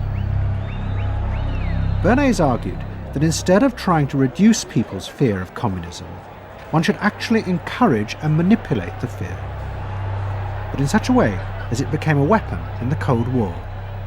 Rational argument was fruitless. What my father understood about groups is that they are manipulable, they're malleable, and that you can tap into their deepest desires or their deepest fears and use that to your own purposes. I don't think he felt that all those publics out there had reliable judgment, that they very easily might vote for the wrong man or want the wrong thing, so that they had to be guided from above. One of Bernays' main clients was the giant United Fruit Company.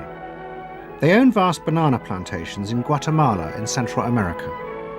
For decades, United Fruit had controlled the country through pliable dictators. It was known as a banana republic. But in 1950, a young officer, Colonel Arbenz, was elected president. He promised to remove United Fruit's control over the country. And in 1953, he announced the government would take over much of their land. It was a massively popular move, but a disaster for United Fruit, and they turned to Bernays to help get rid of Arbenz. United Fruit brings in Bernays, and he basically understood that what United Fruit Company had to do was change this from being a popularly elected government that was doing some things that were good for the people there into this being very close to the American shore, a threat to American democracy, that it being at a time in the Cold War when Americans responded to issues of the Red Scare and what communism might do, he was trying to transform this and brilliantly did transform it into an issue of a communist threat very close to our shores, taking United Fruit again as a commercial client out of the picture and making it look like a question of American democracy, American values being threatened. In reality, Arbenz was a democratic socialist with no links to Moscow.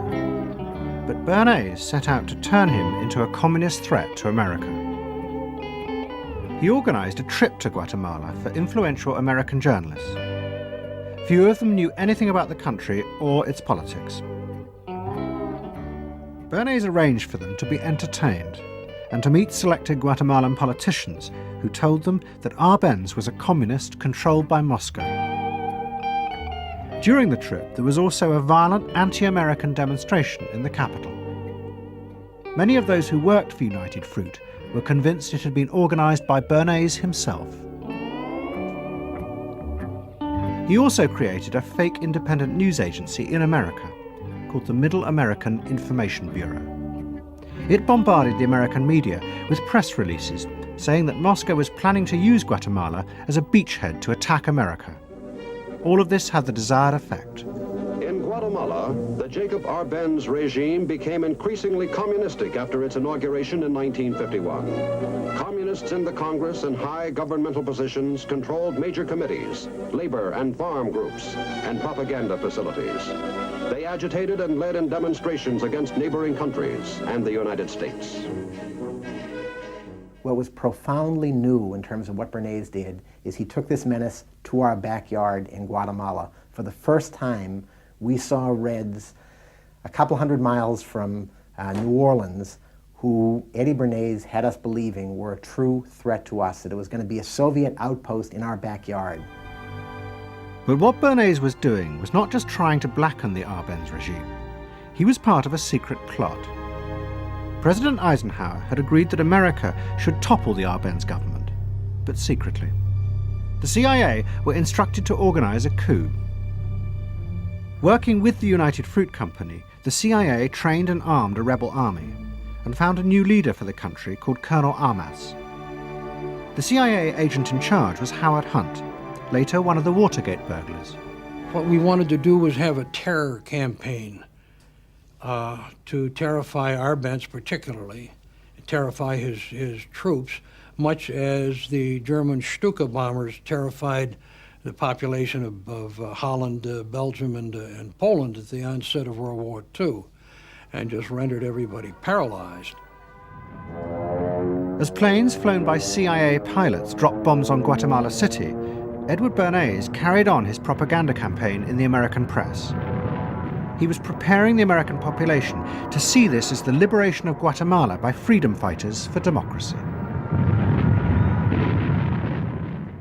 He totally understood that the coup would happen when the public and the press, when conditions in the public and the press allowed for a coup to happen, and he created those conditions. He was totally savvy in terms of just what he was helping create there in terms of this overthrow.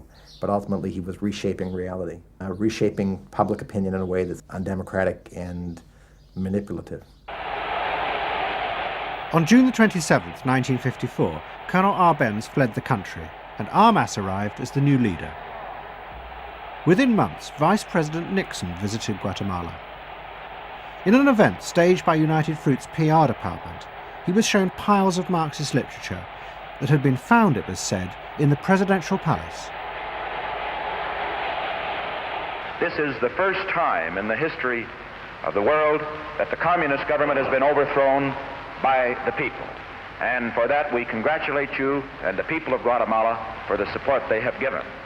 And we are sure that under your leadership, supported by the people whom I have met by the hundreds on my visit to Guatemala, that Guatemala is going to enter a new era in which there will be prosperity for the people together with liberty for the people. Thank you very much for allowing us to see this exhibit of communism in Guatemala. You're welcome. And for dinner, see what Mother has for dessert. Banana gingerbread shortcake. Just another of the many tempting ways in which this nutritious fruit can be prepared. So now that you've seen where bananas come from before they reach your table, our journey to Banana Land is ended. We hope you enjoyed the trip. We know you like bananas. Bernays had manipulated the American people, but he had done so because he, like many others at the time, believed that the interests of business and the interests of America were indivisible, especially when faced with the threat of communism. But Bernays was convinced that to explain this rationally to the American people was impossible, because they were not rational. Instead, one had to touch on their inner fears and manipulate them in the interests of a higher truth. He called it the engineering of consent. He was doing it for the American way of life, and to which he was devoted. So this sincerely devoted, and yet he felt the people were really pretty stupid. And that's the paradox. If you don't leave it up to the people themselves, but force them to choose what you want them to choose, however subtly, then it's not democracy anymore. It's something else. It's being told what to do. It's that old authoritarian thing. But the idea that it was necessary to manipulate the inner feelings of the American population in the interests of fighting the Cold War now began to take root in Washington. Above all, in the CIA, who were going to take it much further. They were concerned that the Soviets were experimenting with psychological methods to actually alter the memories and feelings of people, the aim being to produce more controllable citizens. It was known as brainwashing. Psychologists in the CIA were convinced that this really might be possible, and that they should try to do it themselves. The image of the human being that was being built up at that particular time was that there was a great deal of vulnerability in every human being, and that vulnerability could be manipulated to program somebody to be something that I wanted them to be, and they didn't want to be. That you could manipulate people in such a way that they could be automatons, if you will, for whatever your own purposes were. This was the image that people thought was possible. In the late 50s, the CIA poured millions of dollars into the psychology departments of universities across America. They were secretly funding experiments on how to alter and control the inner drives of human beings. The most notorious of these experiments was run by the head of the American Psychiatric Association, Dr. Ewan Cameron. Like many psychiatrists at that time, Cameron was convinced that inside human beings were dangerous forces which threatened society. But he believed that it was possible not just to control these forces, but actually remove them. He thought that psychiatry should not just concentrate on sick people, mentally ill, but should actually go into government, that politicians should listen to psychiatrists. Psychiatrists should be in every parliament and should direct and monitor political activities, because they knew in a rational, scientific way what was good for people. Cameron had set up a clinic in a hospital in Montreal called the Allen Memorial. It is now long since closed down. Cameron took patients who suffered a wide range of mental problems. His theory was that these resulted from forgotten or repressed memories. But he was impatient with the idea of using psychotherapy to uncover them. Instead, he would simply wipe them. Cameron used drugs, including LSD, and the technique of ECT, electroconvulsive therapy. It was conventionally used at that time to relieve depression. But Cameron was going to use it in a new way, to produce new people. He was really using it to try and change the fundamental function of the individual, to alter their past memories, their past ways of behaving. And as I think he said at one point, it is to just sort of erase everything from their past so that you then had a slate in which you could record new ways of behavior. And so he used massive doses of shock, people receiving several shocks a day, and over a course of time, hundreds of ECT treatments, so that they were just reduced to a sort of a very primitive vegetable state. I don't remember what happened to me. I was introduced to Dr. Cameron, and I don't remember Dr. Cameron at all. I don't remember any of that. They shipped me up to what they called the sleep room, and they gave me all of these electroconvulsive shock treatments and megadoses of drugs and LSD and all of that, and I have no memory of any of that.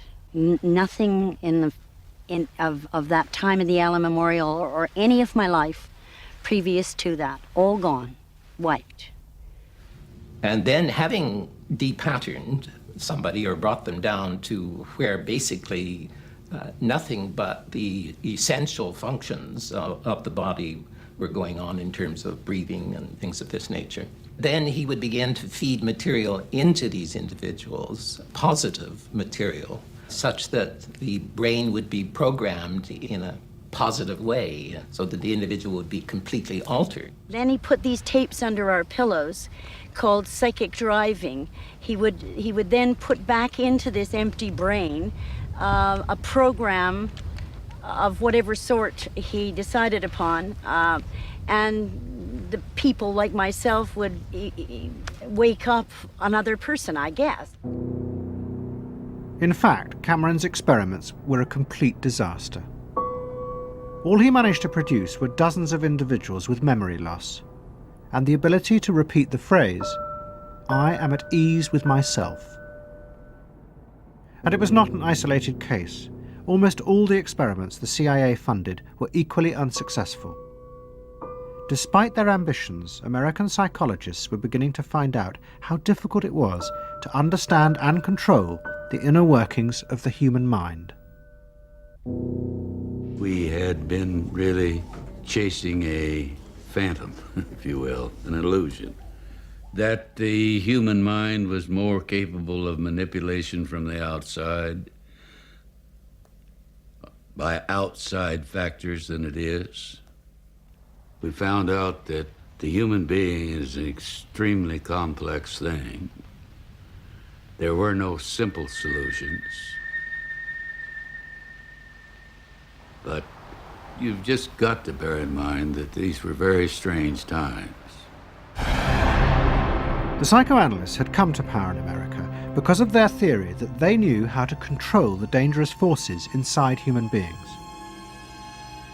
But now the psychoanalysts were about to face a high-profile failure that would lead people to begin questioning the very basis of their ideas.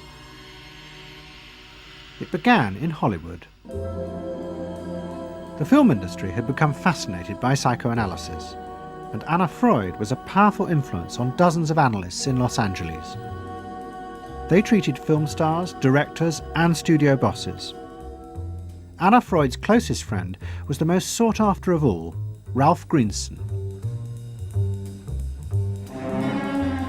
And in 1960, the most famous star in the world turned to Greenson for help. Marilyn Monroe was suffering from despair and had become addicted to alcohol and drugs. Well, when I walked in to dinner, here was Marilyn Monroe. And I'd made a picture with her called All About Eve. This is dinner at Ralph Greenson's. Yes.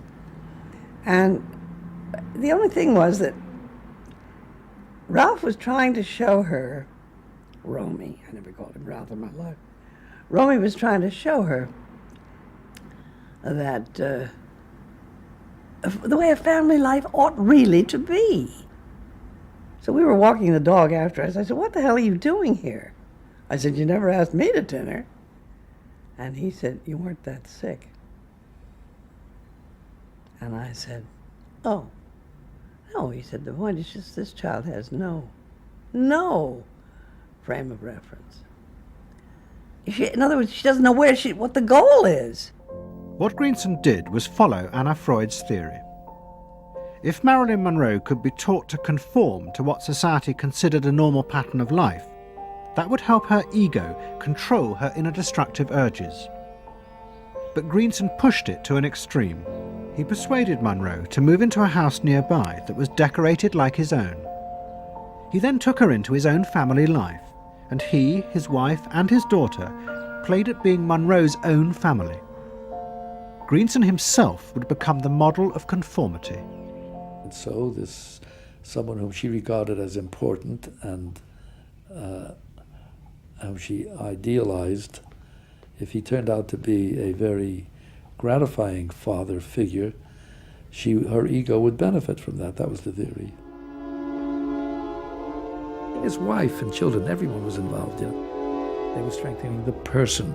They were strengthening the mind. They were strengthening the agent that controls inner life against adversity, against insufficiency, against too much frustration.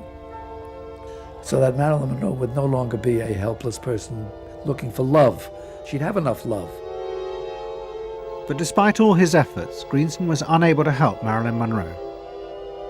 On August 5th, 1962, she committed suicide in her house. The suicide shocked many in the analytic community, including Anna Freud. And high-profile figures in American life, who had previously been enthusiasts for psychoanalysis, now began to question why psychoanalysis had become so powerful in America. Was it really because it benefited individuals? Or had it in fact become a form of constraint in the interests of social order? The critics included Monroe's ex-husband, Arthur Miller. My argument with so much psychoanalysis is the preconception that suffering is a mistake, or a sign of weakness, or a sign even of illness, when in fact, possibly the greatest truths we know have come out of people's suffering. That the problem is not to undo suffering or to wipe it off the face of the earth, but to make it inform our lives, instead of trying to cure ourselves of it constantly and avoid it, and avoid anything but that lobotomized sense of what they call happiness. There's too much of an attempt, it seems to me, to think in terms of controlling man rather than freeing him, of defining him rather than letting him go. Mm-hmm. And it's part of the whole ideology of this age, which is power mad. Hey, have you heard about the crazy new way to send a message today? It's flashed on a screen, too quick to see, but still you get it subliminally. At the same time, an onslaught was launched on the way psychoanalysis was being used by business to control people. The first blow came with the bestseller The Hidden Persuaders, written by Vance Packard. It accused psychoanalysts of reducing the American people to emotional puppets, whose only function was to keep the mass production lines running.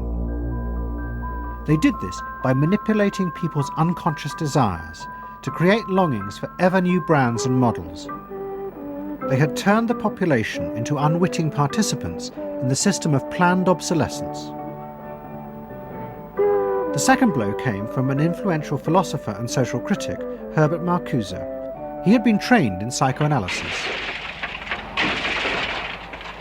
This is a childish application of psychoanalysis, which does not take at all into consideration the very real political systematic waste of resources, of technology and of the productive process.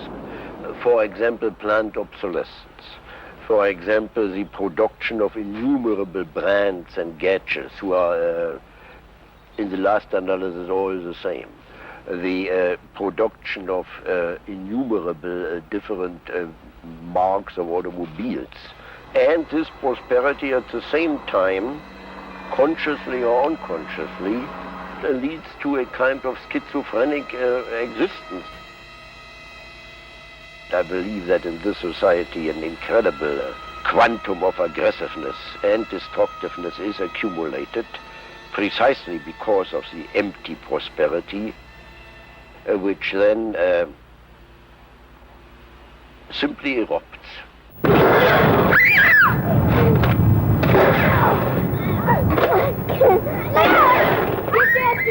Marcuse's argument was not simply that psychoanalysis had been used for corrupt purposes, it was more fundamental. Marcuse said that the very idea that you needed to control people was wrong. Human beings did have inner emotional drives, but they were not inherently violent or evil. It was society that made these drives dangerous by repressing and distorting them. Anna Freud and her followers had increased that repression by trying to make people conform to society. In so doing, they made people more dangerous, not less. Marcuse challenged that social world, and he said that's a world that should not be adapted to. And in fact, what the individual was adapting to was corrupt and evil and corrupting. In other words, he switched the source of evil from inward conflict to the society itself. That the sickness of society lay at the societal level, not at the sickness of human beings in it. And if people did not challenge that, then they were, in fact, submitting to evil. Modern psychology has a word that is probably used more than any other word in psychology. It is the word maladjusted. It is the ringing cry of modern child psychology, maladjusted. Now, of course, we all want to live the well-adjusted life in order to avoid neurotic and schizophrenic personalities. But as I move toward my conclusion, I would like to say to you today, in a very honest manner, that there are some things in our society and some things in our world for which I'm proud to be maladjusted. And I call upon all men of goodwill to be maladjusted to these things until the good society is realized. I must honestly say to you that I never intend to adjust myself to racial segregation and discrimination. I never intend to adjust myself to religious bigotry. I never intend to adjust myself to economic conditions that will take necessities from the many to give luxuries to the few and leave millions of God's children smothering in an airtight cage of poverty in the midst of an affluent society. The political influence of the Freudian psychoanalysts was over. Instead, they were now accused of having helped to create a repressive form of social control. Anna Freud and Dorothy Burlingham lived on in Sigmund Freud's old house in London. In 1970, Dorothy's son Bob died of alcoholism. And in 1973, his sister Mabby returned for yet more analysis with Anna Freud. She went back for more analysis. She was living at 20 Marysville Gardens in the Freud house, as I guess she did when she wasn't with her husband, and she committed suicide. She took an overdose of sleeping pills. In Freud's own house? In Freud's own house, right.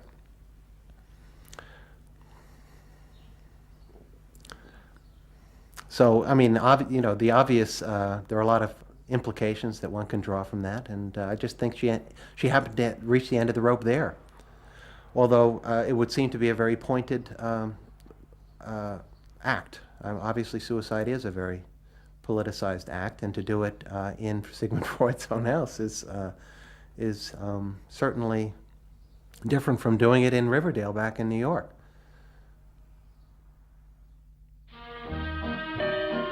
Next week's episode will tell the story of the rise to power of the enemies of the Freud family. They believed that the way to build a better society was to let the self free.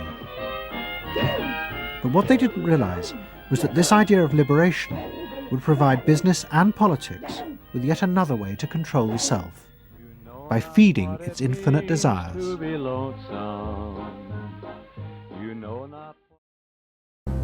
Don't settle for anything less than you can be. Make your life a masterpiece. This is a series about how Sigmund Freud's ideas about the unconscious mind have been used by those in power to control the masses in an age of democracy.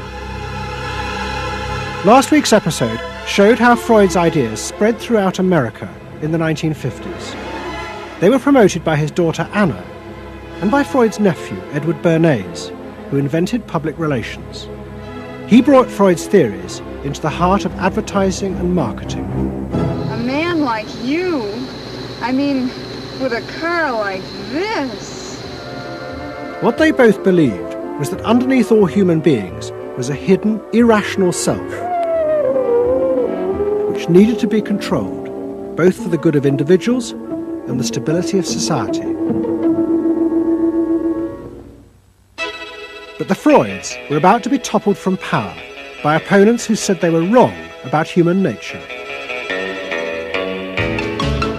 The inner self did not need to be repressed and controlled. It should be encouraged to express itself.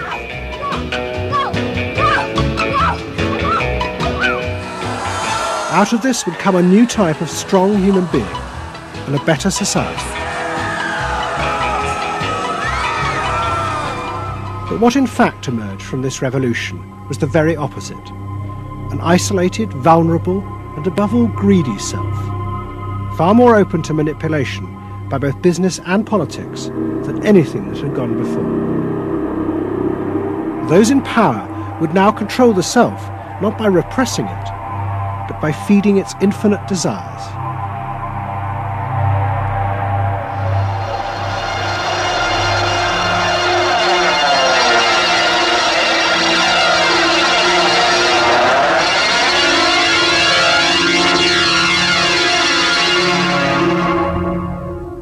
What goes on here is the liberation of feeling. In other words, feelings, not just memories, that have been suppressed. For example, screaming, crying, anger. You get a person who's really angry, and they're going to let it out. No! No! I could kill you! I'm an old man. Listen, I can't get all the strength into this that young people would get if they had those feelings. That wasn't bad. In the 1950s, a small group of renegade psychoanalysts began a new form of therapy. They worked in small rooms in New York City and encouraged their patients to express their feelings openly. I want help. I do. I want help. It was a direct attack on the ideas of the Freudian psychoanalysts, who had become rich and powerful, teaching Americans how to control their feelings. In Freud's work, you see, they were afraid of the feelings. They believed that what they wanted was contained people, very proper, doing the right thing and living a proper life. That's what they wanted. But not an intense emotional life. Freud wasn't emotional himself. I mean, he's an intellect, Freud. I was an intellect too, I know, but I'm also more than that now. The leader of this group was a man hated by Freud and his family. He was called Wilhelm Reich. Reich lived an isolated life in a house he had built for himself in remote mountains near the Canadian border. Reich originally had been a devoted disciple of Freud's in Vienna in the 1920s. But he had challenged Freud over the fundamental basis of psychoanalysis. Freud argued that at heart, human beings were still driven by primitive animal instincts. The job of society was to repress and control these dangerous forces. Reich believed the complete opposite. The unconscious forces inside the human mind, he said, were good. It was their repression by society that distorted them. That was what made people dangerous.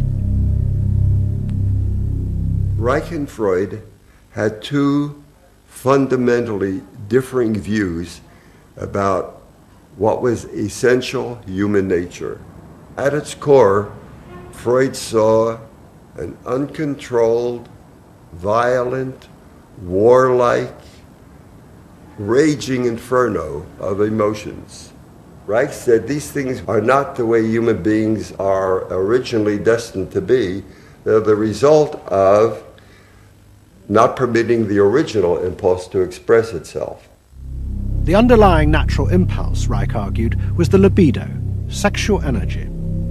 If this were released, then human beings would flourish. But this idea brought him into direct conflict not only with Sigmund Freud, but Freud's daughter Anna, who believed that the sexual forces in humans were dangerous if not controlled. My father thought that you should liberate the libido and have freedom. And he developed a theory rather early that neuroses were due to lack of good orgasm, or any orgasm. And that was, Anna Freud, you know, was a virgin. I mean, this is very important because she never had a sexual relation with a man. And here was this man preaching that the way to health was through orgasm. And here was this woman who had been analyzed by her father because she was masturbating. So here's this woman who's opposed to sexuality, really, and here's this man who's preaching sexual freedom. I mean, there was bound to be a clash, wasn't there? The conflict came to a head at a conference in 1934 in Switzerland. Anna Freud, who had by now become the acknowledged leader of the psychoanalytic movement, forced Wilhelm Reich out. She destroyed his career.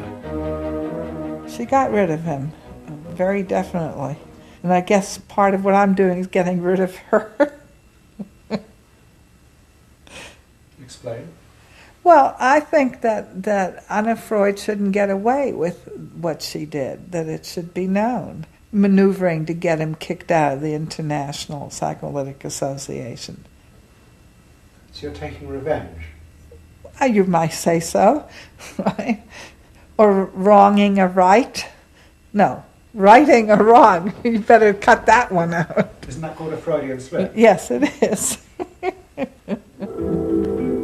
Reich fled to the United States and built his home and a laboratory.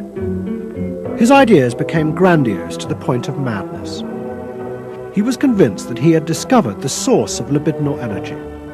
He called it orgone energy, and Reich built a giant gun, which he said could capture this energy from the atmosphere and concentrate it onto clouds to produce rain.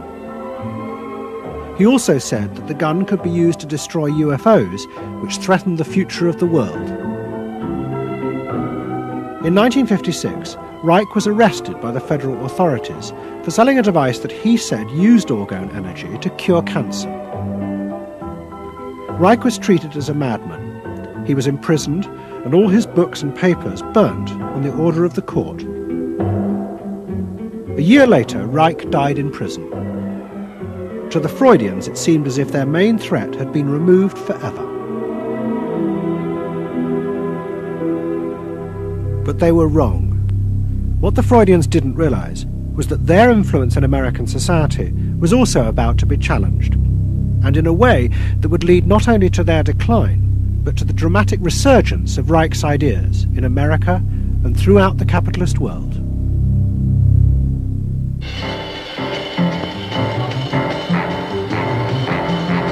The consumer is king. His whim makes or unmakes manufacturers, wholesalers, and retailers. Whoever wins his confidence wins the game. Whoever loses his confidence is lost. By the late 50s, psychoanalysis had become deeply involved in driving consumerism in America. Most advertising companies employed psychoanalysts, and as last week's episode showed, they had created new ways to understand consumers' motives, above all with the focus group, in which consumers free associated their feelings about products. Out of this came new ways to market products by appealing to the hidden unconscious desires of the consumer. Neutral stimulus. Memorability. Sheer deception. Great. Tilt-away steering wheel. Symbolic. Irresistible. A dream thing, the mistress. Something intimate is going on. But in the early 60s, a new generation emerged who attacked this. They accused American business of using psychological techniques to manipulate people's feelings and turn them into ideal consumers. Advertising was manipulation. It was a way to get you to do something that didn't come out of you. It came out of somebody else. Somebody else said, this year you should be wearing powder pink shirts with matching powder pink buck shoes. And I said, why? That's not who I am. That's who somebody else is. They wanted you to be somebody who would buy their stuff. This whole feeling of being somebody else's tool. I don't want to be that. I don't want to be somebody else's man. I want to be me. In the mid-60s, a protest movement began on America's campuses. One of the students' main targets was corporate America. They accused the corporations of brainwashing the American public. Consumerism was not just a way of making money, it had become the means of keeping the masses docile, while allowing the government to pursue a violent and illegal war in Vietnam. The student's mentor was a famous radical philosopher called Herbert Marcuse. Marcuse had studied psychoanalysis and was a fierce critic of the Freudians. They had, he said, helped to create a world in which people were reduced to expressing their feelings and identities through mass-produced objects. It resulted in what he called one-dimensional man, conformist and repressed. The psychoanalysts had become the corrupt agents of those who ruled America. It was one of the most striking phenomena to see to what extent the ruling power structure could manipulate, manage and control not only the consciousness but also the subconscious and unconscious of the individuals. And this took place on a psychological basis by the controls and the manipulation of the unconscious primary drives which Freud stipulated. Think about it, dear American people out there. You hear him, huh? You're all brainwashed, kiddies. You're all brainwashed. That's why you're here. They're saying right now, kill the bum. Look, I look at you in the living room. You know, you're saying, kill me.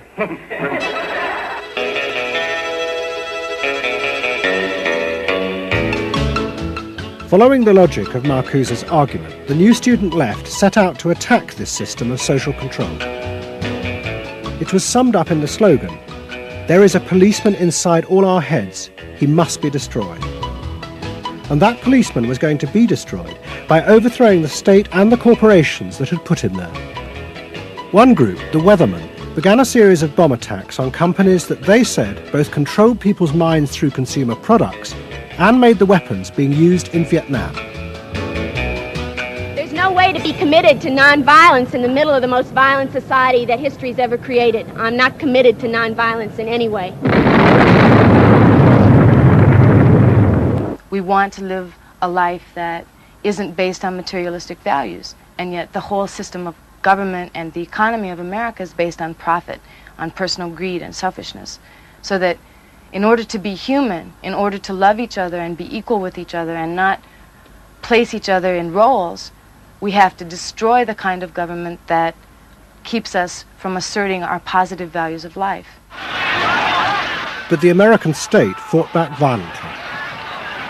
At the Democratic Convention in Chicago in 1968, the police and the National Guard were unleashed to attack thousands of demonstrators.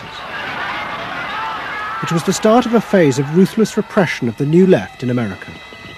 It culminated in the killing of 4 students at Kent State University 18 months later. In the face of this, the left began to fall apart. We had met the force of the state. It was much bigger and stronger and more powerful than we realized. And at that point, what seemed to happen was that there was a change in tactics.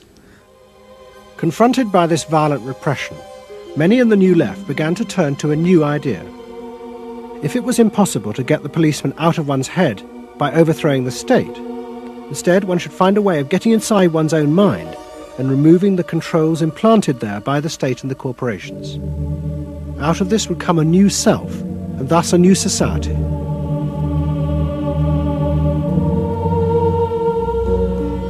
People who had been politically active were persuaded that if they could change themselves and be healthy individuals, and if a movement grew up just aimed at people changing themselves, then at some point all that positive change going on, well, you could say quantity would become quality, and there would be a sort of a spontaneous transformation of society.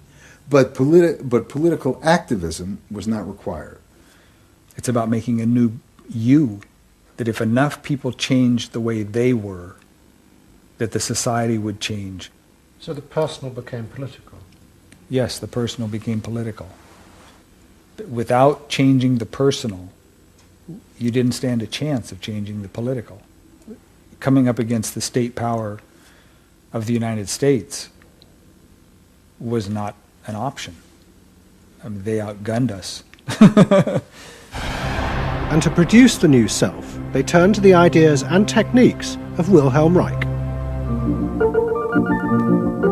Since his death, a small group of psychotherapists have been developing techniques based on Reich's ideas.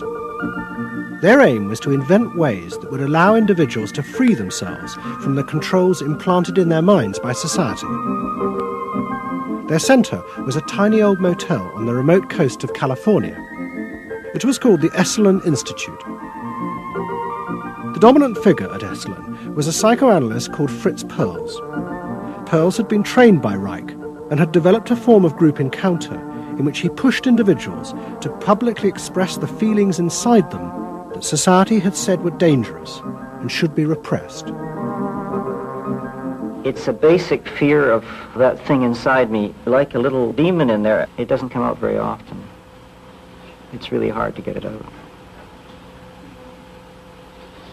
Now put the thing inside you on that chair and talk to it. Perls used to call this getting on the hot seat in front of a group. If this were the hot seat and you were Perls, and you would guide me into this process of self-enactment, self-revelation, of staying present to all the parts of yourself and noticing it, and then taking ownership of this. As the demon? Yeah. Yes, I can come out. I can come right out of him, and I can push him aside. You, say you. I can push you aside. Yeah. Be the demon with each one of us. I can make you all cry. I can make you all feel terrible. Maybe even forever. I can make the mouth, this mouth here, do things and say things. I can almost destroy anyone, each one of you, if I get out. There isn't one of you that I would spare. Not even you. Yeah. How do you feel now? I feel better. I feel very honest. Yeah. And you notice the increase of power. In other words, taking ownership of who you are and how you act and how you feel.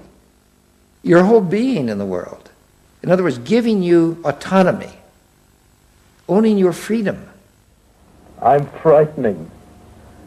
When I have my power, I am frightening. See, I frighten you with my power. I frighten you with my power. Now, where do you feel your power? In your hands? In your muscles? Where else? Wake up! I want you for me, God damn you! Okay. Stop it. You. It was not phony movement. That's what I wanted to do, and I did it. What Perls and others working at Esalen believed was that they were creating ways that allowed individuals to express their true inner selves. I want them to applaud for me. Out of this, they believed, would come new autonomous beings free of social conditioning. To the left, defeated in the wake of Chicago, it was an enormously attractive idea. These techniques could be used to unleash a new, powerful self, strong enough to overthrow the old order.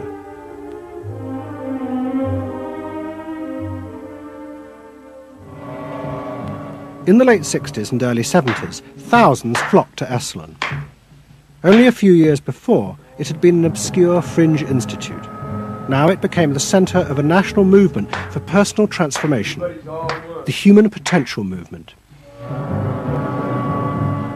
So it became magnetic. People wanted to join this stream of exploration. Within 7 or 8 years, there were about 200 of these centers in America, looking mainly to Esalen for the leadership. I feel so liberated. Really? It's fantastic. And it took on a big political agenda. You could not separate personal transformation from social transformation. The two go together. As the movement grew, the leaders of Esalen decided to try and use their techniques to solve social problems. They began with racism. They organised an encounter group for white and black radicals.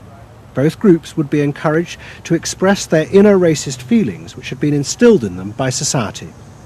By doing this, they would transcend those feelings and encounter each other as individuals.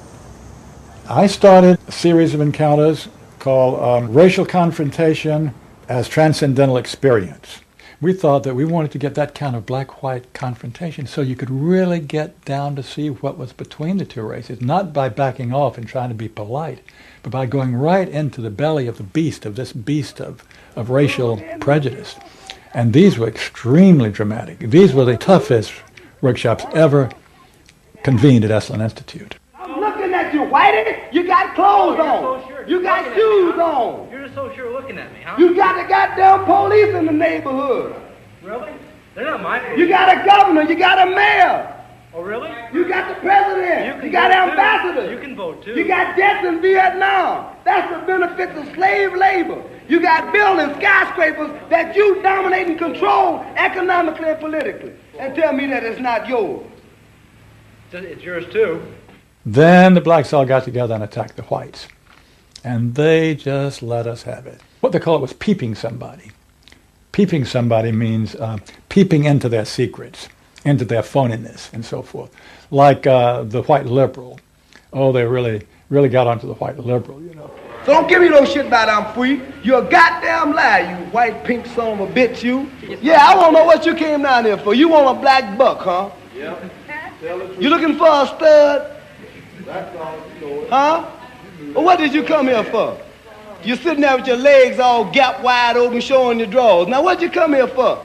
The black-white encounter groups were a disaster. The black radicals saw it as an insidious attempt to destroy their power. By trying to turn them into liberated individuals, Esalen was removing the one thing that gave them power and confidence in their struggle against racism, their collective identity as blacks. For my reason. For your reason. Now dig this. Your reason for being here is different from my reason. So the human potential movement turned to another social group who they believed would benefit from personal transformation. Nuns. And this time they were more successful. The Convent of the Immaculate Heart in Los Angeles was one of the largest seminaries in America. A group of radical psychotherapists approached the convent. They wanted to try out their techniques for personal liberation on individuals whose identities were defined by a series of external rules which they had deeply internalized. The convent, anxious to appear modern, agreed to the experiment. And we did weekend encounter workshops for several hundred Immaculate Heart nuns.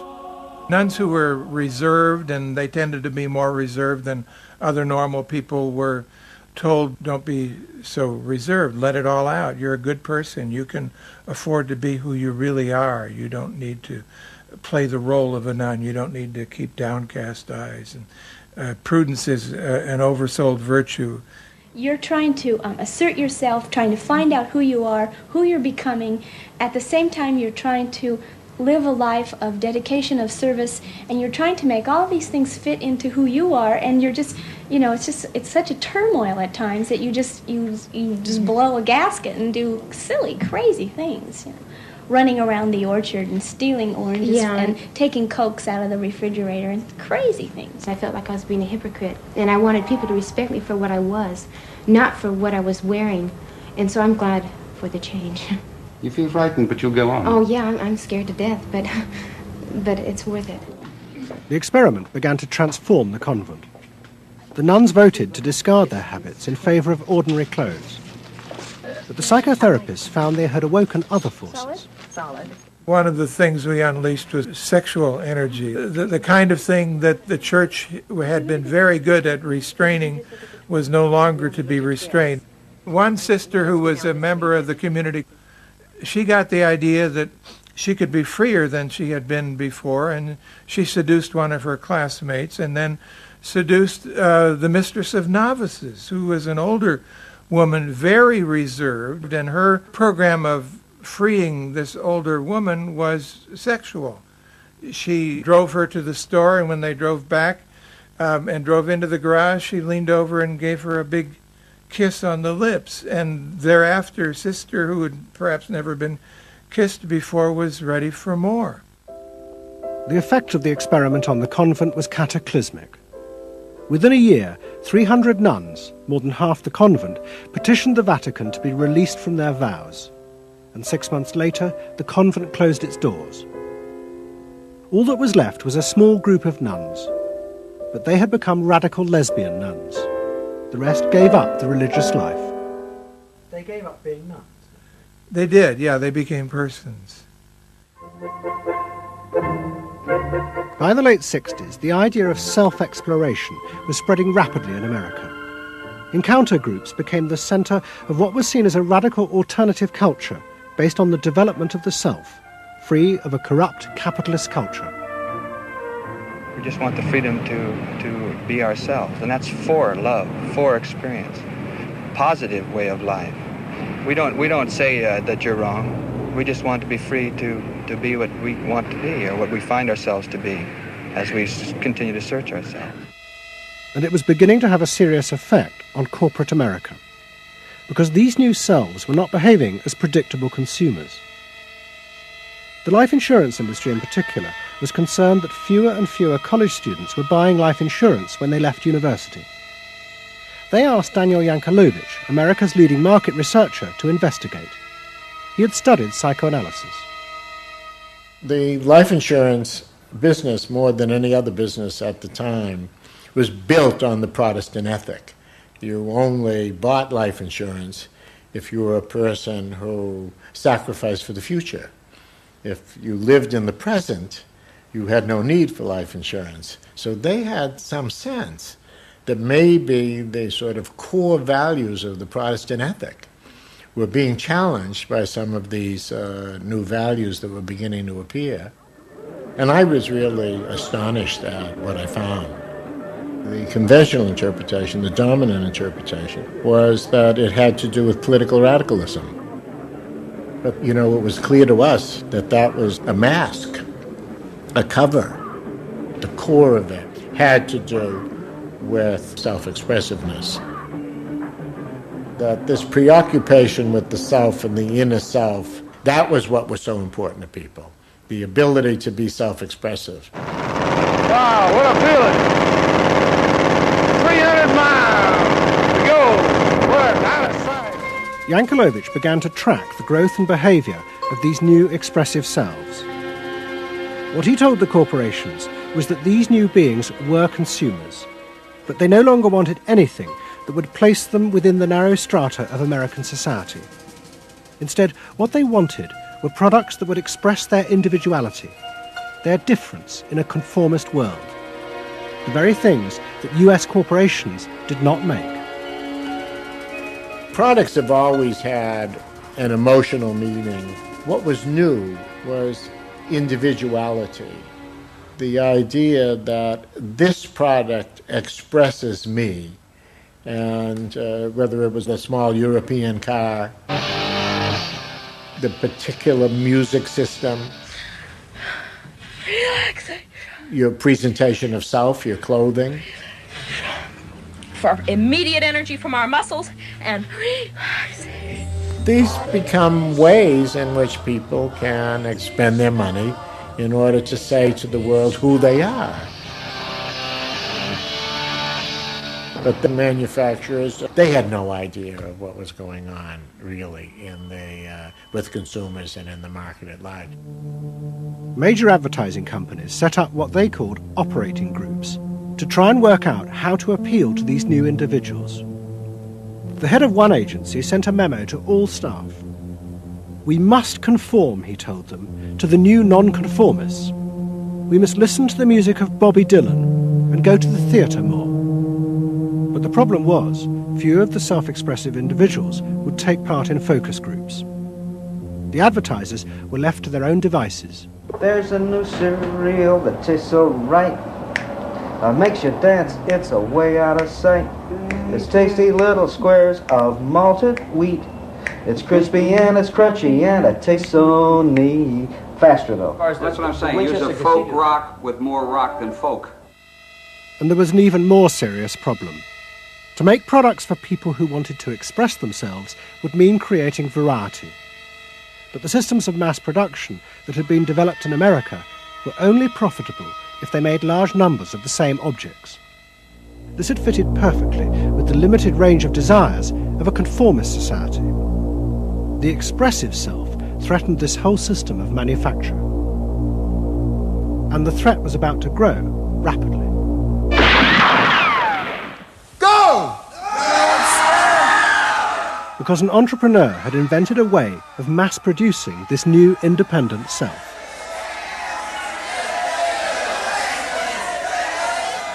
He was called Werner Erhard. Some of the stuff that we traditionally think of as being in your mind is actually in the world, because you're moving to that too.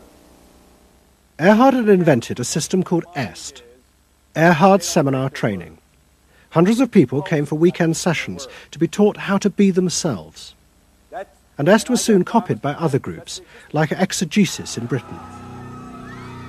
Many of Erhard's techniques came from the human potential movement, but he criticised the movement for not having gone far enough. Their idea that there was a central core inside all human beings was, he said, just another limitation on human freedom. In reality, there was no fixed self, which meant that you could be anything that you wanted to be. The thesis of the human potential movement was that there was something really good down in there. And if you took these layers off, what you were going to wind up with was a kernel, a something that was innately self-expressive, that was the true self, that was going to be a wonderful thing. In actuality, you found people who'd gone to the last layer and took off the last layer and found that what was left was nothing. All right, push! Move! Do it! The EST sessions were intense and often brutal. The participants signed contracts agreeing not to leave and to allow the trainers to do anything they thought necessary to break down their socially constructed identities. You're gonna get sandwiched in there. Push! Go for a win! If I push harder than you do, I'm gonna squash you. So you better push fast. Now, hard, do it! That's it, do it again! Push! Good! Good! Good! Again! Yes! The real point to the EST training was to go down through layer after layer after layer after layer until you got to the last layer and peeled it off, where the recognition was that it's really all meaningless and empty.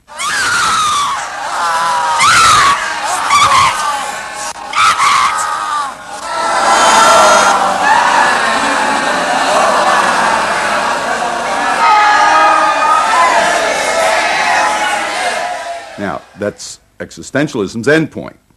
S went a step further in that people began to recognize that it was not only meaningless and empty, but it was empty and meaningless that it was empty and meaningless. And in that, there's an enormous freedom. All the constrictions, all of the rules you've placed on yourself are gone. And what you're left with is nothing. And nothing is an extraordinarily powerful place to stand, because it is only from nothing that you can create. And from this nothing, people were able to invent a life, and allowing them to create themselves. Invent themselves. You can be what you want to be. I want you to start to make that sound, and on that sound, create and people the world the way you want to create it. What Earhart did was to say that only the individual matters, that there is no societal concern, that you living a fulfilled life is all you need be concerned about. Est people came out of those trainings feeling that it wasn't selfish to think about yourself, it was your highest duty. So kiss me and smile for me. Tell me that you'll wait for me. Hold me like you'll never let me go. The training is 2 weekends, and it was quite an incredible experience in my life. I'll forever be grateful for the experience. I got a great deal out of it. We really want to know who we are. There are things going on. We learn more and more about ourselves all the time. And to really find out what it is that makes us tick and how we are discovering ourselves. Est became hugely successful. Singers, film stars, and hundreds of thousands of ordinary Americans underwent the training in the 1970s. But in the process, the political idea that had begun the movement for personal transformation began to disappear. The original vision had been that through discovering and expressing the self, a new culture would be born, one that would challenge the power of the state.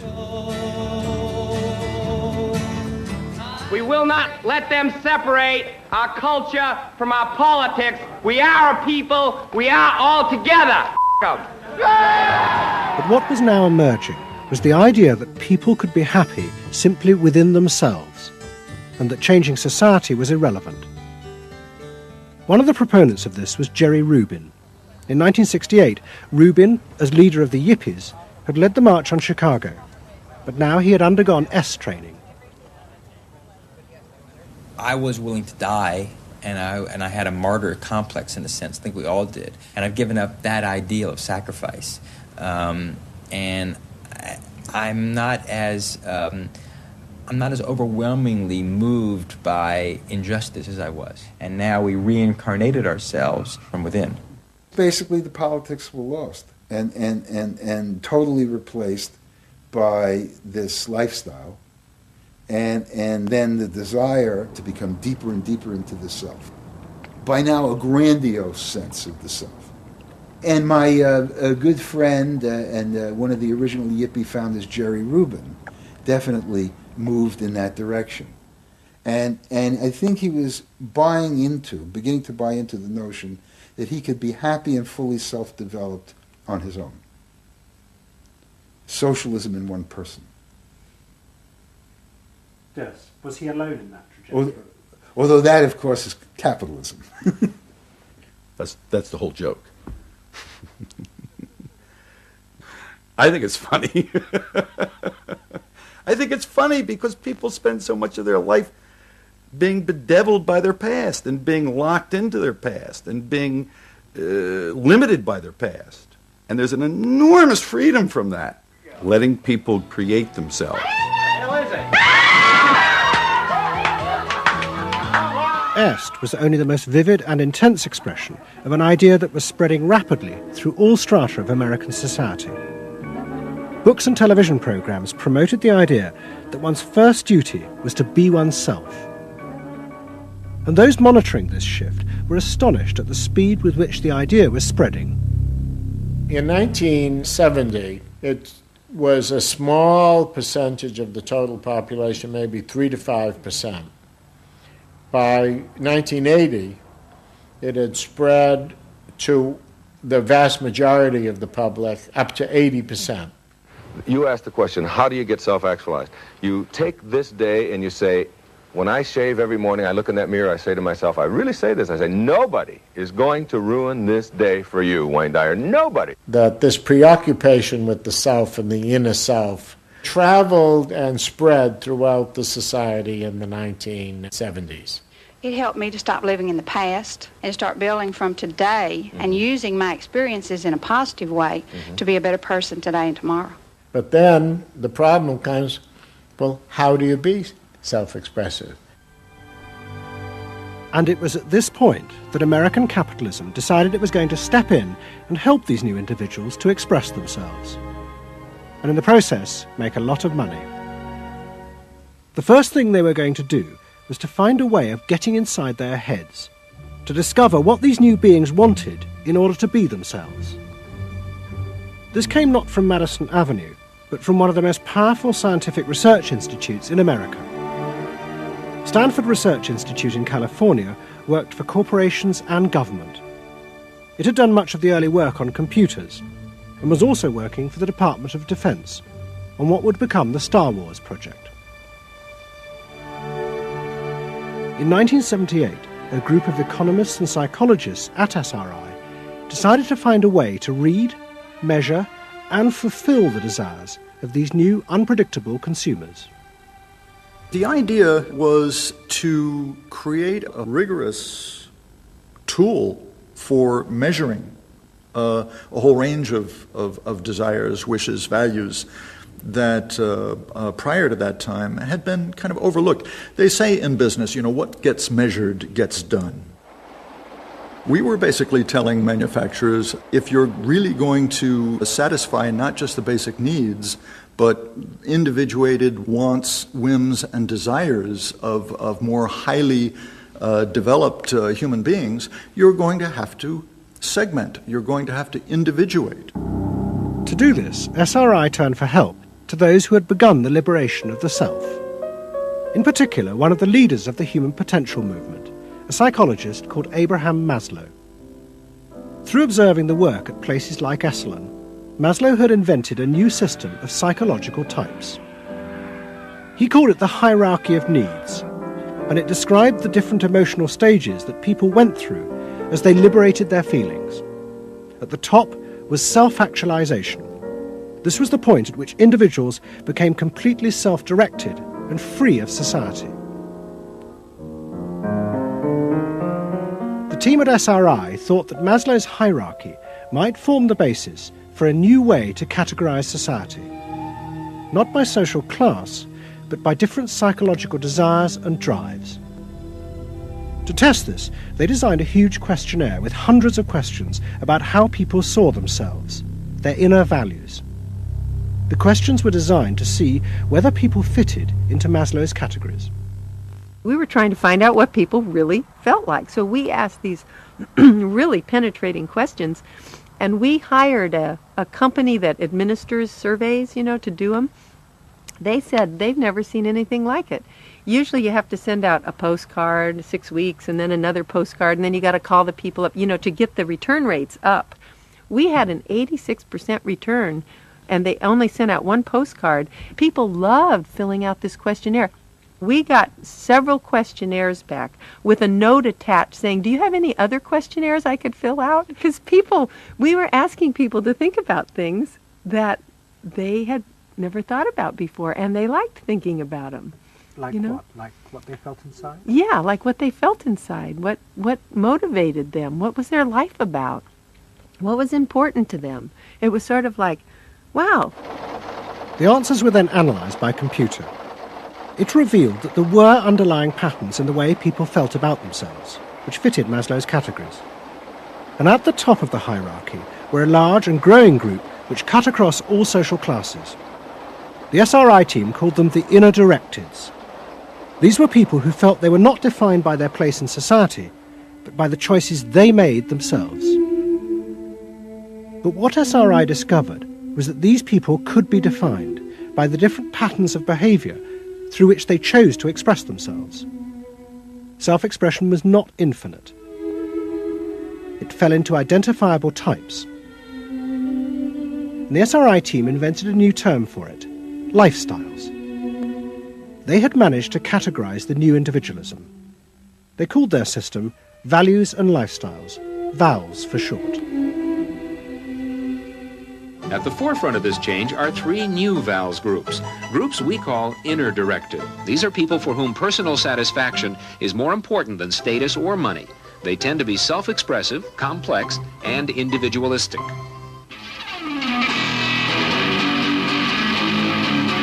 Rob is an I am me. I am me's are searching for new values, breaking away from traditions and inventing their own standards. Rob even invented his own name, Rob Noxious. Jody is an experiential.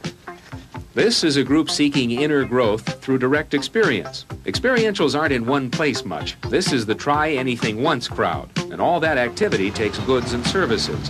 Their hobbies are hands-on, and their possessions are simple, but not always simply priced. I'm a bookseller. I sell books. I'm a businessman.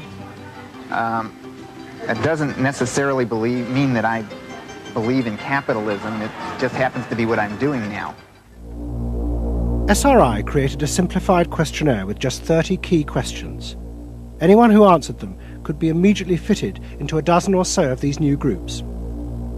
It allowed businesses to identify which groups were buying their products, and from that, how the goods could be marketed, so they became powerful emblems of those groups' inner values and lifestyles. It was the beginning of lifestyle marketing. So it allowed people not just to look at people as demographics, group of age and income and whatever, but to really understand the underlying motivations. I mean, most of marketing was looking at people's actions and trying to figure out what to do. But what we were doing is we were trying to look more into people's underlying values so that we could predict what is their lifestyle, what kind of house do they live in, what kind of car do they drive. So the corporations were then able to sell things to them by understanding them, by having labels, by knowing what these people look like, where they live, what their lifestyles are. If a new product expressed a particular group's values, it would be bought by them. This is what made the values and lifestyle system so powerful: its ability to predict what new products self-actualizers would choose. And this power was about to be demonstrated dramatically. VALS would show it could predict not just the products they would buy, but the politicians they were going to choose to elect. Ladies and gentlemen, the next president of the United States of America, Ronald Reagan! In 1980, Ronald Reagan ran for president. He and his advisors were convinced they could win on a program of a new individualism. It would be an attack on 50 years of government interference in people's lives. I wrote a speech about let the people make the basic decisions, get judges out of the way, get bureaucrats out of the way, get centralized government out of the way. I gave Reagan a choice of several titles for the speech, and the one he picked was let the people rule.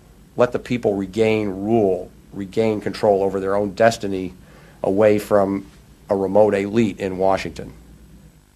I would like to think that the kind of leadership that I would exercise in Washington is not the kind of leadership that I would pretend that I can solve all the problems I've been discussing here, but that together, you and I can.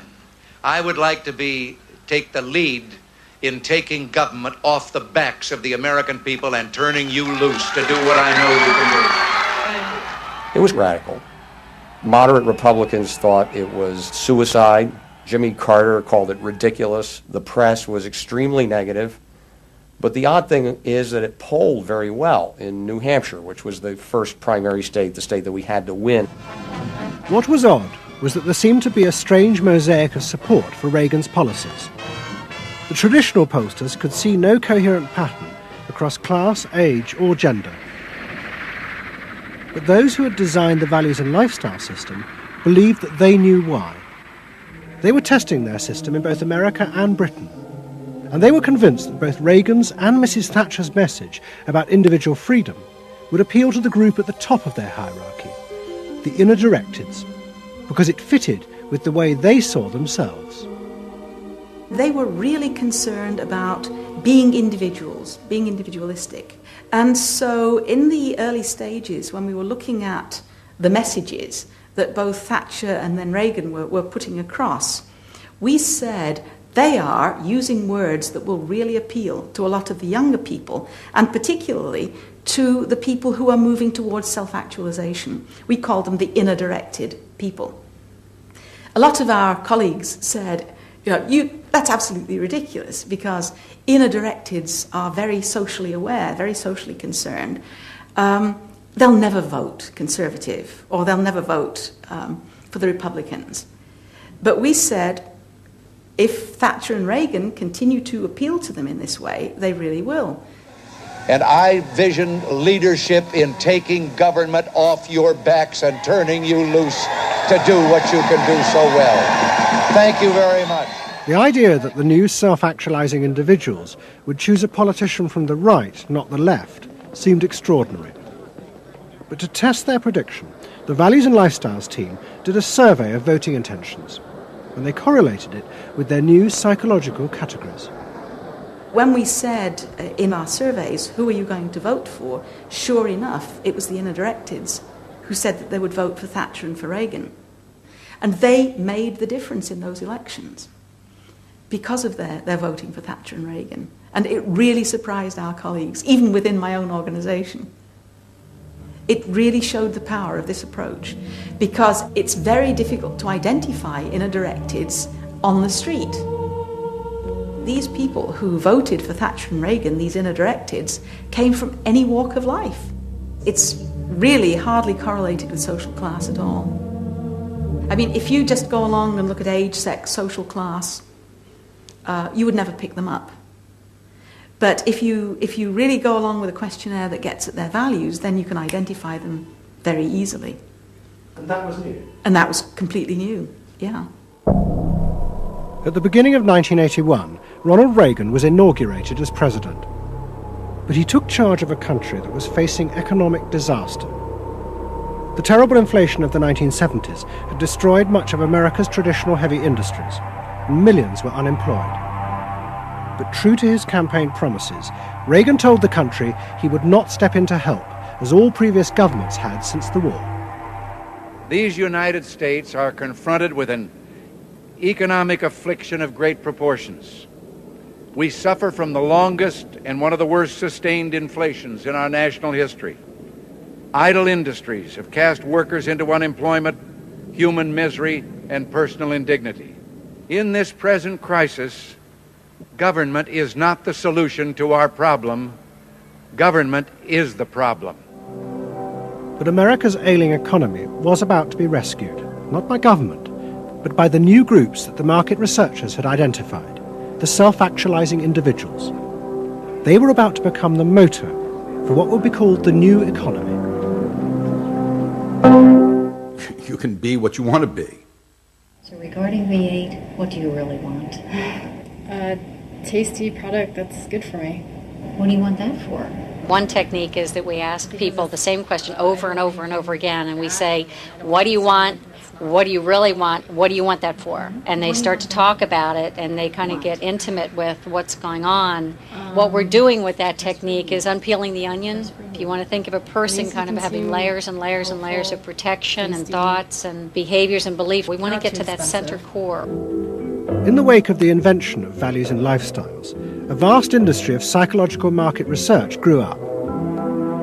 And the old technique of the focus group, invented by the Freudian psychoanalysts in the 50s, was used in a new and powerful way. The original aim of the focus group had been to find ways to entice people to buy a limited range of mass-produced goods. But now focus groups were used in a different way to explore the inner feelings of lifestyle groups, and out of that invent whole new ranges of products, which would allow those groups to express what they felt was their individuality. And the generation who had once rebelled against the conformity imposed by consumerism now embraced it, because it helped them to be themselves.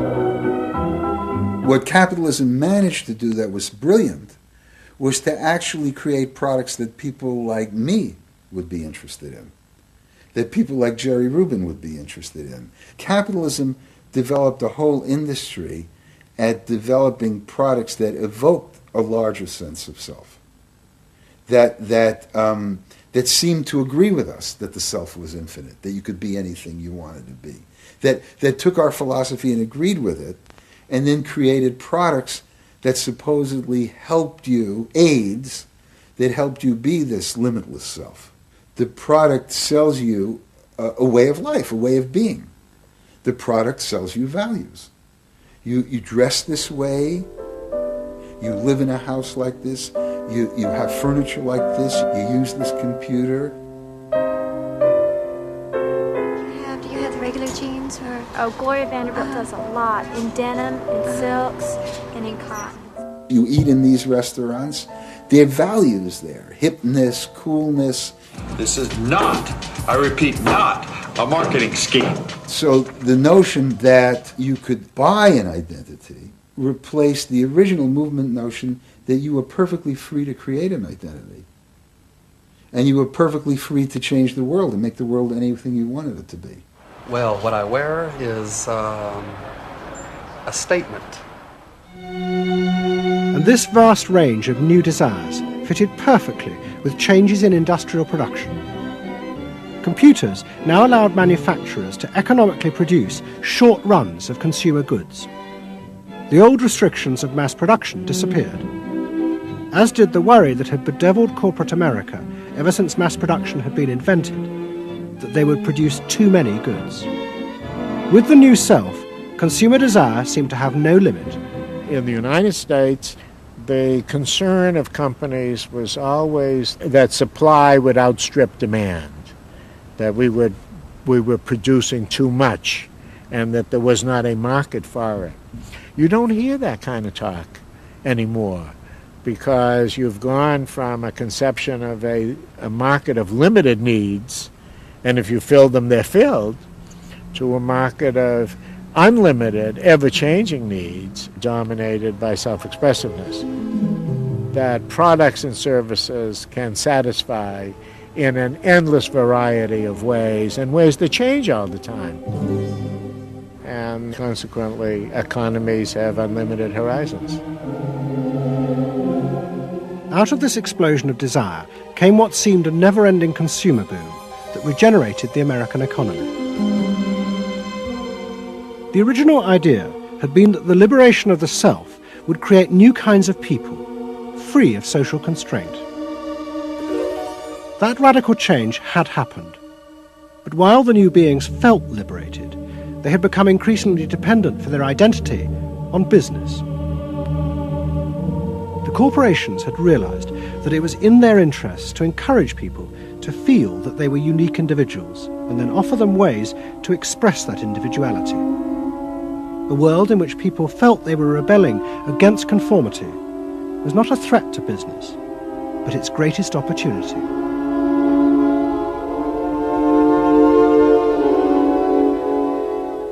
It was, in a sense, the triumph of the self. It was the triumph of a certain self-indulgence, a view that everything in the world and all moral judgment was appropriately viewed through the lens of personal satisfaction. Indeed, the ultimate ending point of that logic is that there is no society.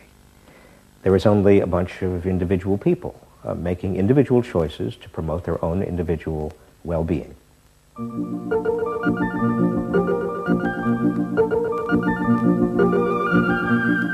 Next week's episode tells the story of how politicians on the left, in both Britain and America, turned to the techniques developed by business in order to regain power.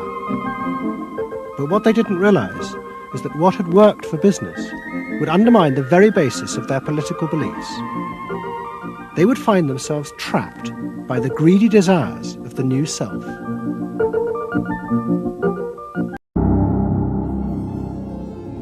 You're moving through a world in which everything is possible and nothing is beyond you. This is the story of the rise of an idea that has come to dominate our society. It is the belief that the satisfaction of individual feelings and desires is our highest priority. Today we're going to tell you how to get whatever you want. I wanted to live a different life that wasn't available to me in the image I was born. I am here, look at me, notice me. Previous episodes have shown how this rise of the self was fostered and promoted by business. They had used the ideas of Sigmund Freud to develop techniques to read the inner desires of individuals and then fulfill them with products. This final episode is about how that idea took over politics.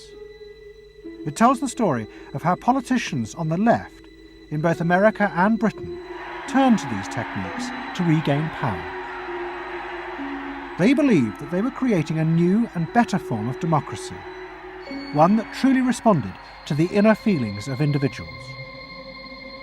But what the politicians didn't realise was that the aim of those who had originally created these techniques had not been to liberate the people, but to develop a new way of controlling them in an age of mass democracy.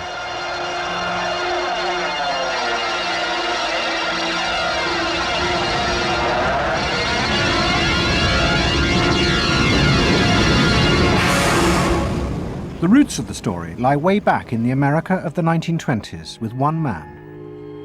He was called Edward Bernays, the nephew of Sigmund Freud. Bernays had been one of the inventors of the profession of public relations, and he was fascinated by his uncle's theory that human behaviour was driven by unconscious sexual and aggressive drives. Many of Bernays' clients were large American corporations, and he was the first person to show them how they could sell many more products if they linked them through images and symbols to those unconscious desires that Freud had identified. The strategy he offered them was that people could now look at the goods that were emerging within this society and not merely view those goods as things that they needed in order to deal with some specific material want, but also as goods which would stroke and respond to deep emotional yearnings. You know, how this bar of soap or this bag of flour will make you a happier, more successful, more sexually appealing, less fearful person. Somebody to be admired rather than reviled. The powerful people in that world are those people who are capable of reading the public mind and giving the public what it wants in those terms. And Bernays was at the heart of it.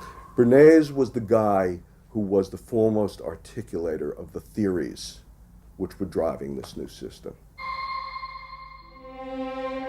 By the 1980s, Bernays' ideas had come of age.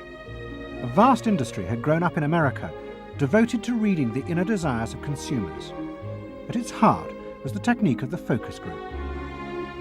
Previous episodes have shown how the focus group was invented by psychoanalysts employed by US corporations. The aim was to allow consumers to express their inner feelings and needs, just as patients did in psychoanalysis. The information was then used to promote and design new products that would fulfill those desires. And Edward Bernays, who was now nearly 100 years old, was celebrated as the founding father of this marketing world. Hi, Doctor. Good to see you. Come on up over here. There you go. Doctor, tell me again what the doctor is. What are we dealing with here? You're the father of public relations. What we're dealing with really is the concept that people will believe me more if you call me doctor. Oh, I see.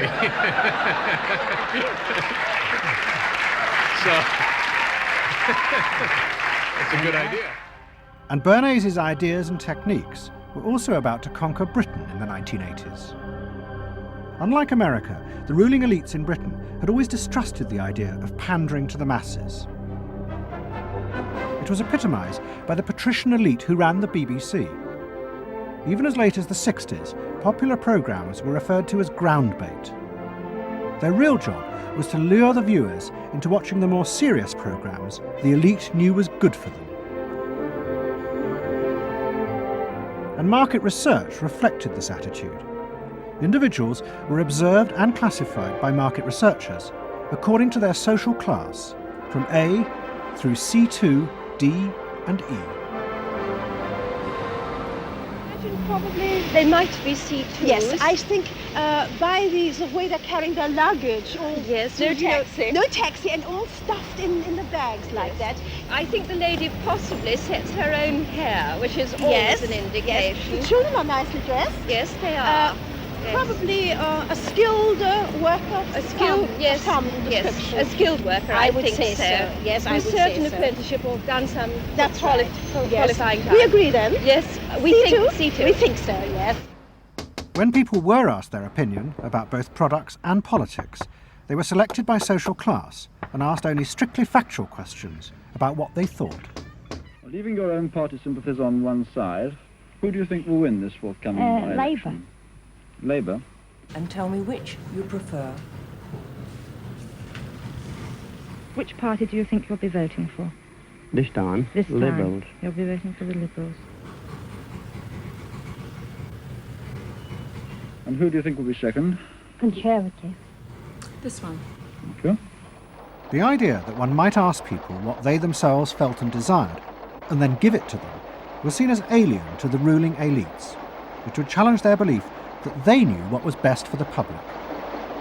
There's evidence in other countries, in the United States, for example, where pollsters have been used before elections to interpret the mood of the public, and then you give people more what they want to have and less what they ought to have.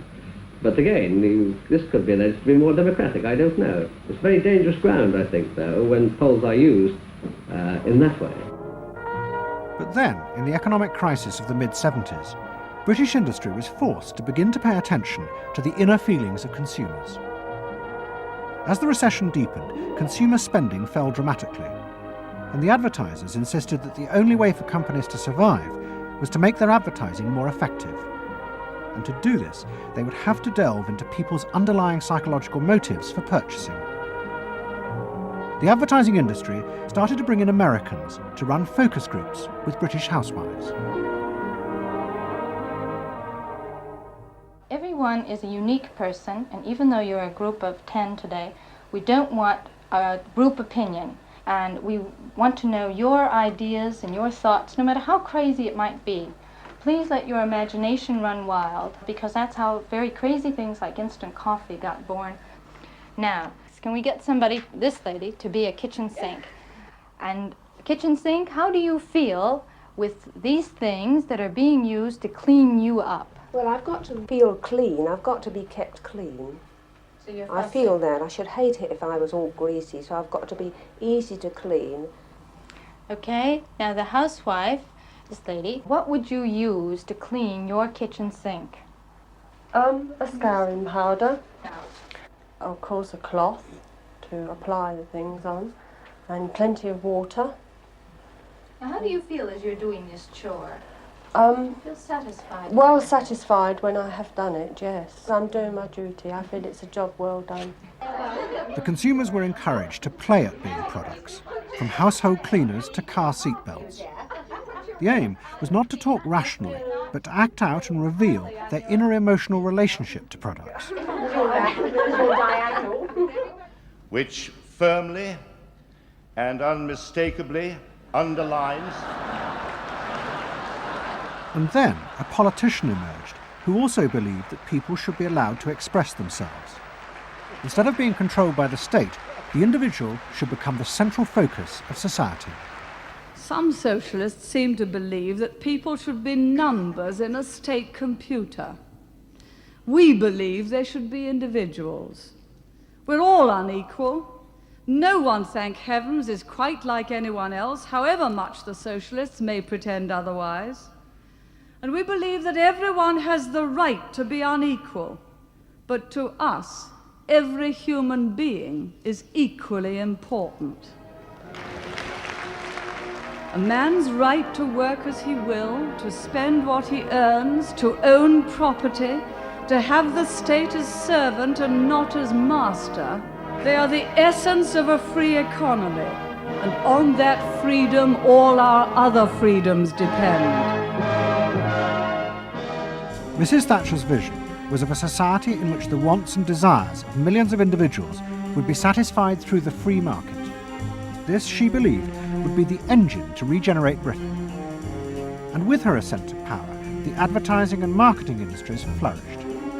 Their task was to find out what the British people really wanted and then sell it to them. In this new climate, the focus group flourished. And those who ran them borrowed from the techniques of psychotherapy to delve ever deeper into people's feelings about products.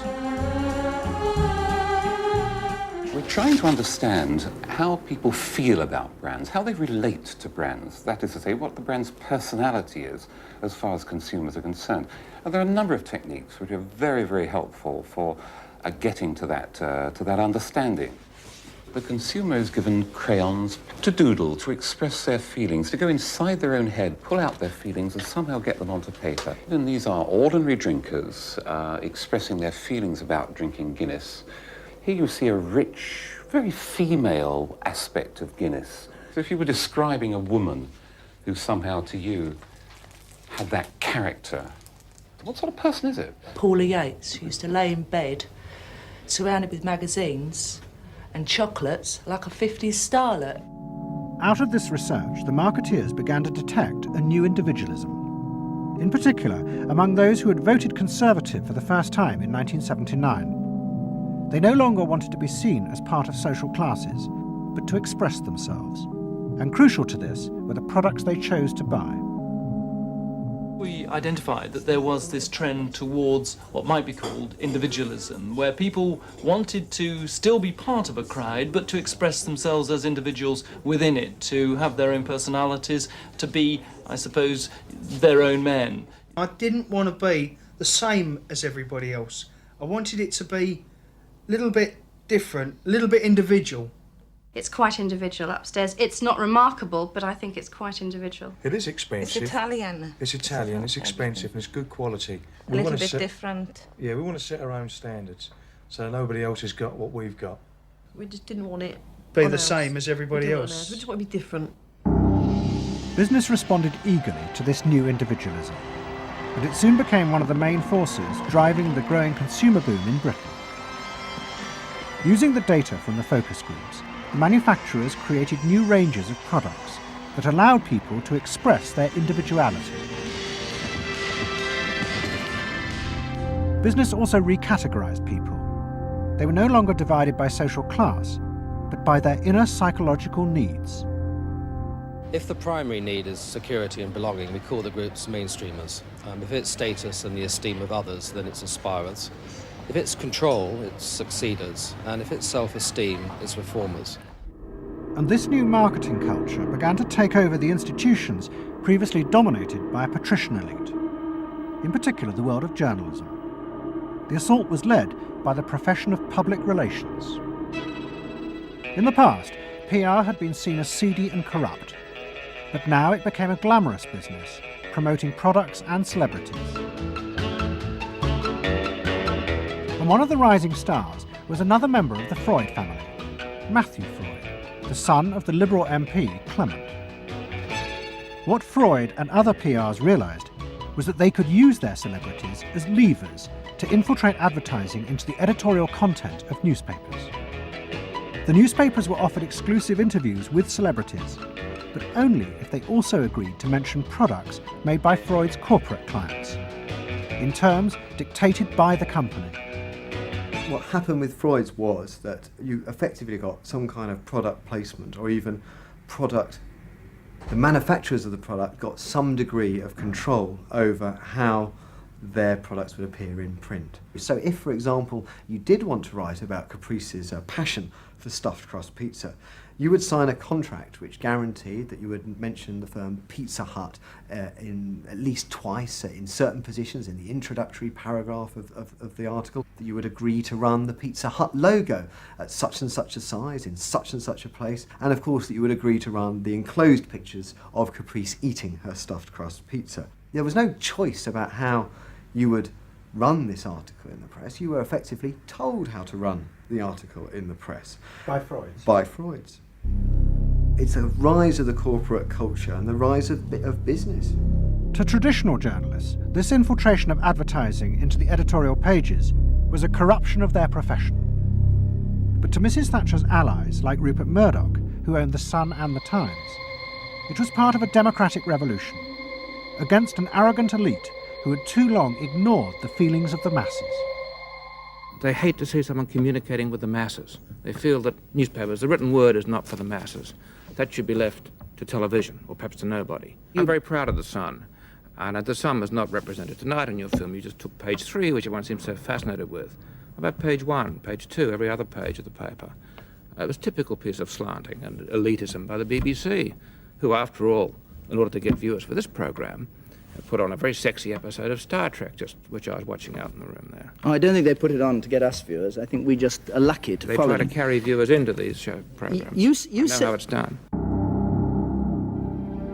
By the late 80s, Mrs. Thatcher and her allies in advertising and the media had brought the desires of the individual to the centre of society. As last week's episode showed, it was the same transformation that President Reagan had brought about in America. Both politicians had encouraged business to take over from government the role of fulfilling the needs of the people. In the process, consumers were encouraged to see the satisfaction of their desires as the overriding priority. To Thatcher and Reagan, this was a new and better form of democracy. But to their opponents in the parties of the left, they had summoned up the most selfish and greedy aspects of human nature. Ronald Reagan and Margaret Thatcher both embraced an economic philosophy that says the unit of judgment was not only the individual, but it was the individual's personal satisfaction, the individual's own unique happiness and well-being. It was, in a sense, the triumph of regarding individuals as purely emotional beings who have needs and wants and desires that need to be satisfied and can be satisfied unconsciously. It goes way back to the early part of the 20th century, to Freud, to notions of the unconscious, the assumptions that we are, in terms of our rational minds, we're little corks bobbing around on this great sea of hopes and fears and desires of which we are only dimly aware. And that the role of a marketer, the role of somebody selling something, including a politician, is to appeal to this great swamp of desire, of unconscious desire. The left believed the opposite, that the way to create a better society was not to treat people as emotional, isolated individuals, but to persuade them to realize that they had common interests with others, to help them rise above their individual feelings and fears. Let me assert my firm belief that the only thing we have to fear is fear itself. Nameless, unreasoning, unjustified terror, which paralyzes needed efforts to convert retreat into advance. This idea had flourished in America in the Depression of the 1930s. President Roosevelt, faced with the chaos caused by the Wall Street crash, encouraged Americans to join together in trades unions, to set up consumer groups, and to pay for a welfare system for those trapped in poverty. His aim was to create a collective awareness which would become a powerful weapon against the unfettered power of capitalism, which had caused the crisis. That idea had driven the Democratic Party for 50 years. But now, Roosevelt's inheritors railed vainly against the effects of the self-interest encouraged by President Reagan. There is despair, Mr. President, in the faces that you don't see. Maybe, Mr. President, if you stopped in at a shelter in Chicago and spoke to the homeless there. Maybe, Mr. President, if you asked a woman who had been denied the help she needed to feed her children because you said you needed the money for a tax break for a millionaire or for a missile we couldn't afford to use. The worst thing Ronald Reagan did was to make the denial of compassion respectable. He said, you've worked hard, you've made your money. You shouldn't have to feel guilty about refusing to throw it away on people who choose to be homeless and who choose not to work. That's what he said. He said it with an elegance and a kind of benign aspect that disguised its harshness. Do you think we can do anything about it? Well, why not? If we can work together now to look after the lives of the people here, I don't see why we couldn't work together afterwards to clear up the mess and help build a better world in which these things can't possibly happen. The qualities we've learned from comradeship and common suffering are not going to be wasted after this war. It's out of experience like ours that the new world will be built. That same idea of marshalling the collective force of the masses to challenge the entrenched power of wealth and business had also led the Labour Party to power in Britain after the war.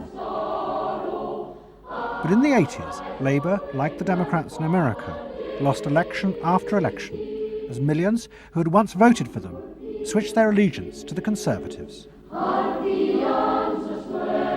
There it is, going blue just about everywhere, sweeping the country. The rural parts of Britain now have gone blue. For they are the party of yesterday, and tomorrow is ours. In the face of this, a growing number within the Labour Party became convinced that if they were ever to regain power, Labour would have to come to terms with the new individualism. One of them was an advertising executive called Philip Gould, who had been a lifelong Labour supporter. Gould believed that Labour's leadership had become corrupted by the same patrician arrogance that dominated all Britain's institutions. They denigrated and disapproved of the new aspirations of working-class voters. Labour stopped listening to these people. And I remember the best example of this was after the election of 1983, which was the election above all, where the people's voices just were not heard. And I had dinner with a leading Labour Party figure who'd been involved in the defeat, heavily involved in the defeat, and his wife said, God, these working class people, they just, we give them education, we give them chances in life, what do? They read the Sun and they just don't vote for us. And there was such a gap between these people just trying to make lives for themselves, better lives for themselves, and the kind of elitism of the Labour Party that was just such a chasm that had to be filled. Gould became part of a small group of modernisers centred around Peter Mandelson. Their aim was to reconnect Labour with the lost voters. To do this, Gould turned to the technique he knew well from his work in advertising, the focus group. Gould commissioned focus groups in suburban areas across the country with small groups of voters who had switched to Mrs. Thatcher. People were encouraged not to talk rationally about policies, but to express their underlying feelings. And what Gould discovered was a fundamental shift in people's relationship to politics. They no longer saw themselves as part of any group, but as individuals who could demand things from politicians in return for paying taxes, just as business had taught them to do as consumers. And I found that the people had become consumers. People now wanted to have, politics and life on their own terms. I mean, not just in politics, but in all aspects of life too. People see themselves as they are, as autonomous, powerful individuals who are entitled to be respected, who are entitled to have the best, not just in, going to Tesco's or wherever, but the best in terms of health and in education too. All this was about getting the Labour Party to understand that people really, really, really had changed, and the Labour Party had not, and unless the Labour Party changed, it would not win. Philip Gould now set out to try and persuade the Labour Party that they would have to make concessions to what he called the new aspirational classes. But he was going to face implacable opposition. In the run-up to the 1992 election, Gould argued that the only way to win was for Labour to promise not to put up taxes. But the Shadow Chancellor, John Smith, angrily refused. Labour would stick to its fundamental policies. They would fight the election with the promise of tax increases to create a fairer society. And as the campaign began, it seemed as if Philip Gould was wrong. The traditional polls consistently showed Labour ahead, despite the Conservative campaign message that a Labour government would put up taxes. Even the Conservatives' oldest allies in the press became convinced that by harping on about tax, the Conservatives were cutting their own throats. So the worry about the Tories must be that they're not at the moment conveying a sense of grip and being in control. And unless they can do better than that, I think they're going to lose.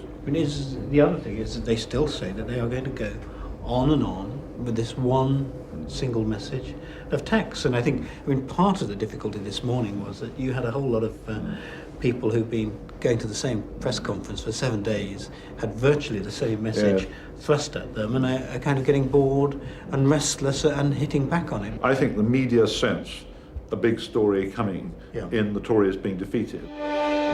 And the Labour Party, too, was convinced it would win and finally return to power. It's now time to meet the men and women who will form the next government. Labour Chancellor of the Exchequer, John Smith. And now, it is time for the next Prime Minister, Neil Kinnock. Those running Labour's campaign believed that by modern presentation, they would attract back the voters, yet keep the old policies. But Philip Gould was convinced that Labour were going to lose. Through his focus groups, he knew that the very people who were telling the traditional pollsters they would vote Labour were in reality preparing to vote Conservative out of self-interest. But they were too embarrassed to admit it. And John Major also knew this, because his focus groups were telling him the same thing. What do you make of the poll, which puts Labour 5 points ahead? So I shouldn't worry about that. One to the Daily Mail, sir. Feel out in the streets that matters. It's feeling good on the streets, is it? It is feeling good on the streets, yes. It has been feeling surprisingly good on the streets for some time. Quite surprisingly, quite out of line with opinion polls. Don't ask me to explain it, but it feels all right. Sir? Anyway, go on. No, lads, you must sit down. We're waiting to go. John Major's victory in 1992 was a disaster for the Labour Party. The small group of reformers centred around Peter Mandelson and Philip Gould were convinced that the only way for the party to survive was to change its basic policies. But their ideas were rejected by John Smith, who had now become leader. Philip Gould left Britain to go to work for the campaign to elect Bill Clinton president in America. The 1992 election, during it and afterwards, people felt under great strain and really did feel demoralised and dejected. And then to go from this to the Clinton campaign, it was an extraordinary experience, because here suddenly I found articulated many of the ideas that I'd had but not fully myself been able to encapsulate or to articulate.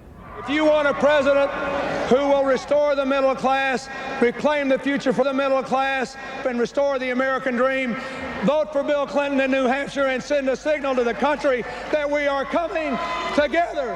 What Gould discovered was that, like the Labour Party, the Democrats had also been doing focus groups with swing voters. The difference was that Bill Clinton had decided to tailor his policies to fit with these voters' desires.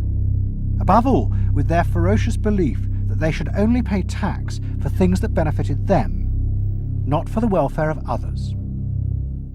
I have no idea what percentage of my tax dollars go to welfare, but even if it's a minuscule percentage, even if it's 0.25%, it's still too much for the people that are receiving these benefits that are basically non-productive. The Clinton team decided that to win, they had to promise tax cuts for these suburban voters. And they also used the focus groups throughout the campaign to check every appearance, speech and policy with them for their approval. What Clinton called the forgotten middle class became central figures in a new type of reactive politics.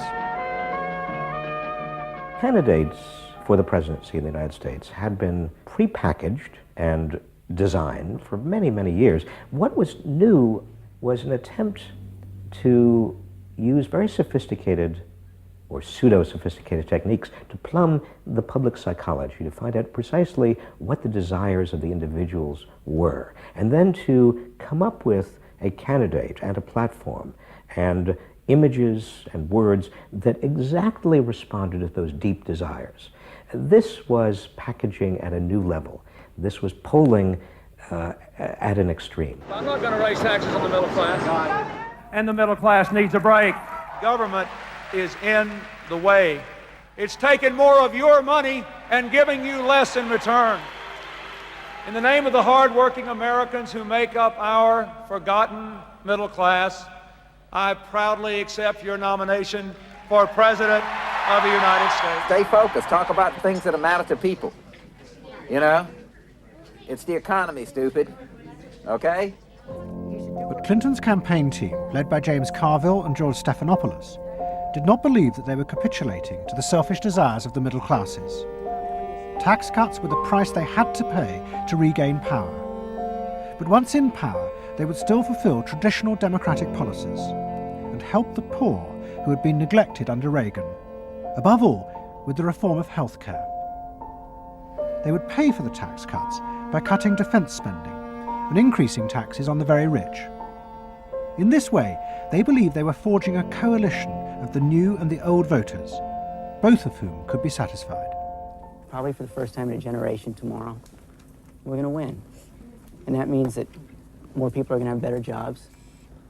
People are going to pay a little less for health care, get better care, and more kids are going to go to better schools. So thanks.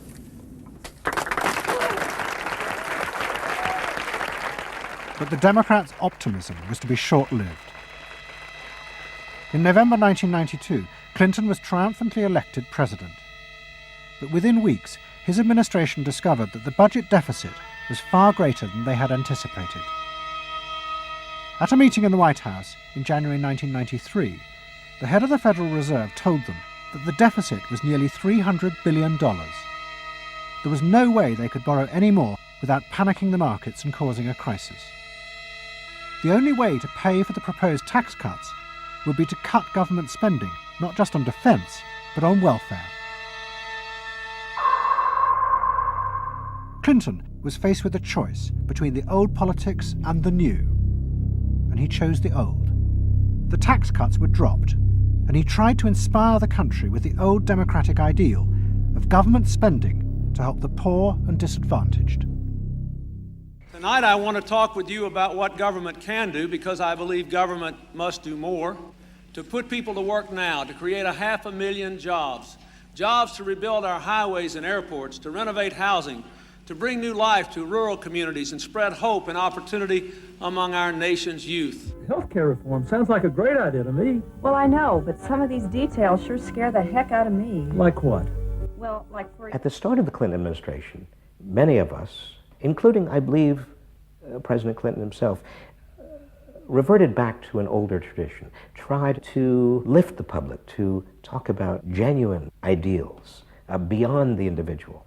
And that reform agenda being not only universal health care and child care and dealing with the widening inequalities in our society and homelessness, many things that many citizens, just particularly middle-income citizens, didn't want to deal with.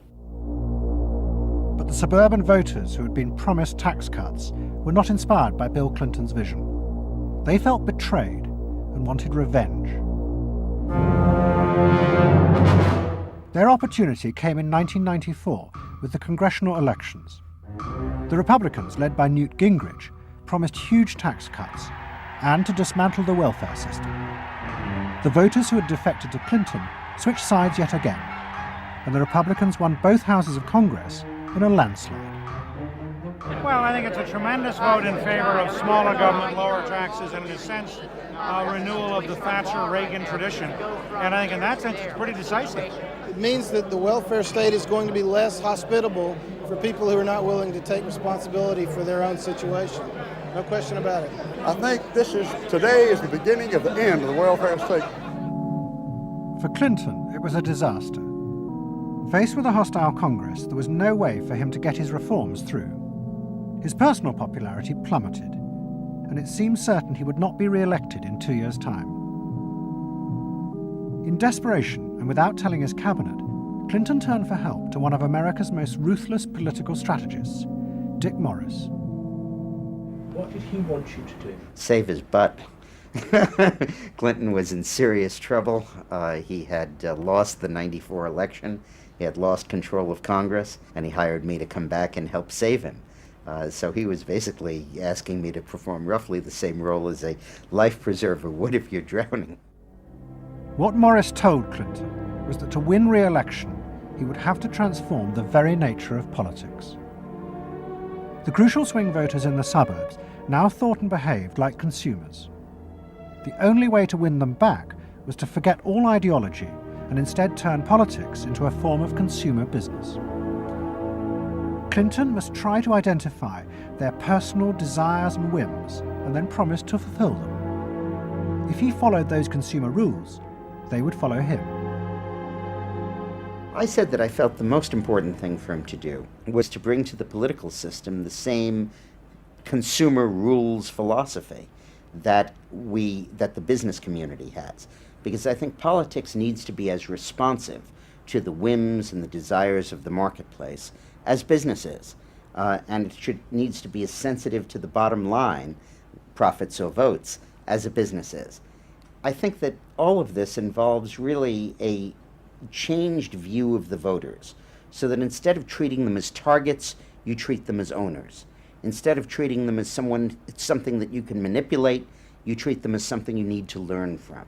And instead of feeling that you can stay in one place and you can manipulate the voters, you need to learn what they want and move yourself to accommodate it.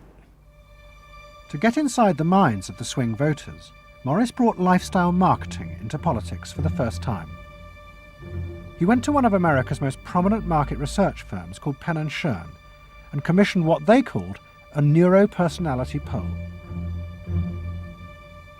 It was a massive survey of hundreds of thousands of voters, but the only political questions it asked were to find out whether someone was a swing voter or not. All the other questions were intimate psychological ones, designed to see whether swing voters fell into identifiable psychological types. Well, we were asking people like, do you think you're the life of the party? Do you think when you see things that you like to have a list and organize them? Do you typically try to plan things ahead, or do you like to be more spontaneous? Where do you like to go? What sports do you like to play? What would you do with your spouse in a romantic weekend? So we were asking people some very personal questions about their own lives to try to see were the kinds of people that were likely to change their vote also possessing of certain kinds of personality traits. And in fact, they were. The neuropersonality poll allowed the Clinton team to segment swing voters into different lifestyle types. They were given names like pools and patios, or caps and gowns, who were urban intellectuals living in university towns. From this, the team could identify ways in which they could make individuals feel more secure in their chosen lifestyles, just as business had learned to do with products. Dick Morris called it small bore politics, tiny details of people's lives and personal anxieties which politics had never even thought about or noticed before, but which now had become the key to winning power. It was an America that focused on day-to-day practical concerns. Should I wear seatbelts? Should I stop smoking? Should I wear a school uniform? Is my neighborhood being protected? It was not so much a new individualism as the social order as we had known it had broken down. So we got into people's heads, understood their psychology about lifestyle, about values, what they thought was important, what issues they wanted politicians, and particularly the president, to address. And these issues proved to be very, very different from what the conventional wisdom had suggested. As the election campaign began, Clinton revealed Morris's new approach to a shocked White House. All traditional policies were to be dropped. Instead, he would concentrate exclusively on policies that targeted the worries of the swing voters. V-chips would be fitted into televisions to prevent children from watching pornography. And mobile phones would be fitted into school buses to make parents feel more secure. Dick Morris also persuaded the president to spend his leisure time in the same way as particular groups of swing voters. He sent Clinton on a hunting holiday, dressed in exactly the Gore-Tex outfits a group called Big Sky Families liked. The aim was to reflect swing voters' lifestyles back to them. The liberals in Clinton's cabinet hated this approach. And I would say, well, Dick, why have a campaign? This was the 1996 campaign. If all the president is going to do is offer up these little bite-sized miniature initiatives that appeal to people's desires, like consumers, buying soap, V-chips that you could put in your televisions so you could make sure that your children did not have pornography, and school uniforms. Why talk about them? They're so mundane and they're so tiny. And he would say back, if we don't do this, we may not get reelected. And I would say, what's the point of getting reelected if you have no mandate to do anything when you're reelected? And he'd say, what's the point of having a mandate if you can't get reelected? Isn't the ultimate goal getting reelected? But Morris's new politics were an extraordinary success. Clinton's ratings among the swing voters began to soar. And Dick Morris, along with the marketeer Mark Penn, took effective charge of making White House policy. Mark Penn set up a huge call center in an office block in Denver. And every night, hundreds of telephone operators called swing voters in suburbs across the country to check with them every detail of policies that Clinton was proposing. The policy was made by a group of people manning telephones in Denver, Colorado, placing calls to voters in places like Westchester and Pasadena, and asking them what they wanted from their government, and asking them very specifically about specific policies that Bill Clinton was considering. Would you be more likely to support him if he offered this particular government service, or if he offered that one? Those people told them what they thought. Mark Penn transmitted that to Bill Clinton, and it came out of his mouth. So essentially it was suburban voters in the 90s were creating American domestic policy, and some of its foreign policy as well. Right. Yeah, Mark Penn was polling on questions like whether we should bomb in Bosnia, things like that. Morris also insisted that Clinton make a symbolic sacrifice of the old politics to convince the swing voters to trust him. In August 1996, Clinton signed a bill which ended the system of guaranteed help for the poor and unemployed. Welfare would be cut back after 2 years in order to force people into work. The new system was called welfare to work, and would, he said, be a hand up, not a handout. It was the effective end of the guaranteed welfare system created by President Roosevelt 60 years before. For many in Clinton's cabinet, it was also the end of the progressive political ideal that Roosevelt had represented. The belief that one used a position of leadership to persuade the voters to think and behave as social beings, not as self-interested individuals. Dick Morris and the pollsters had won. And by that I mean that the people who ultimately got to the president, shaped the president's mind, were those who viewed the voters as just a collection of individual desires that had to be catered to and pandered to. It suggests that democracy is nothing more, and should be nothing more, than pandering to these unthought about, very primitive desires. Primitive in the sense that they are not even necessarily conscious, just what people want in terms of satisfying themselves. And the same triumph of the politics of the self was about to happen in Britain too. In 1994, Tony Blair had become the leader of the Labour Party, and the reforming group centred around Peter Mandelson became all-powerful. Almost every night, Philip Gould ran focus groups with swing voters in the suburbs.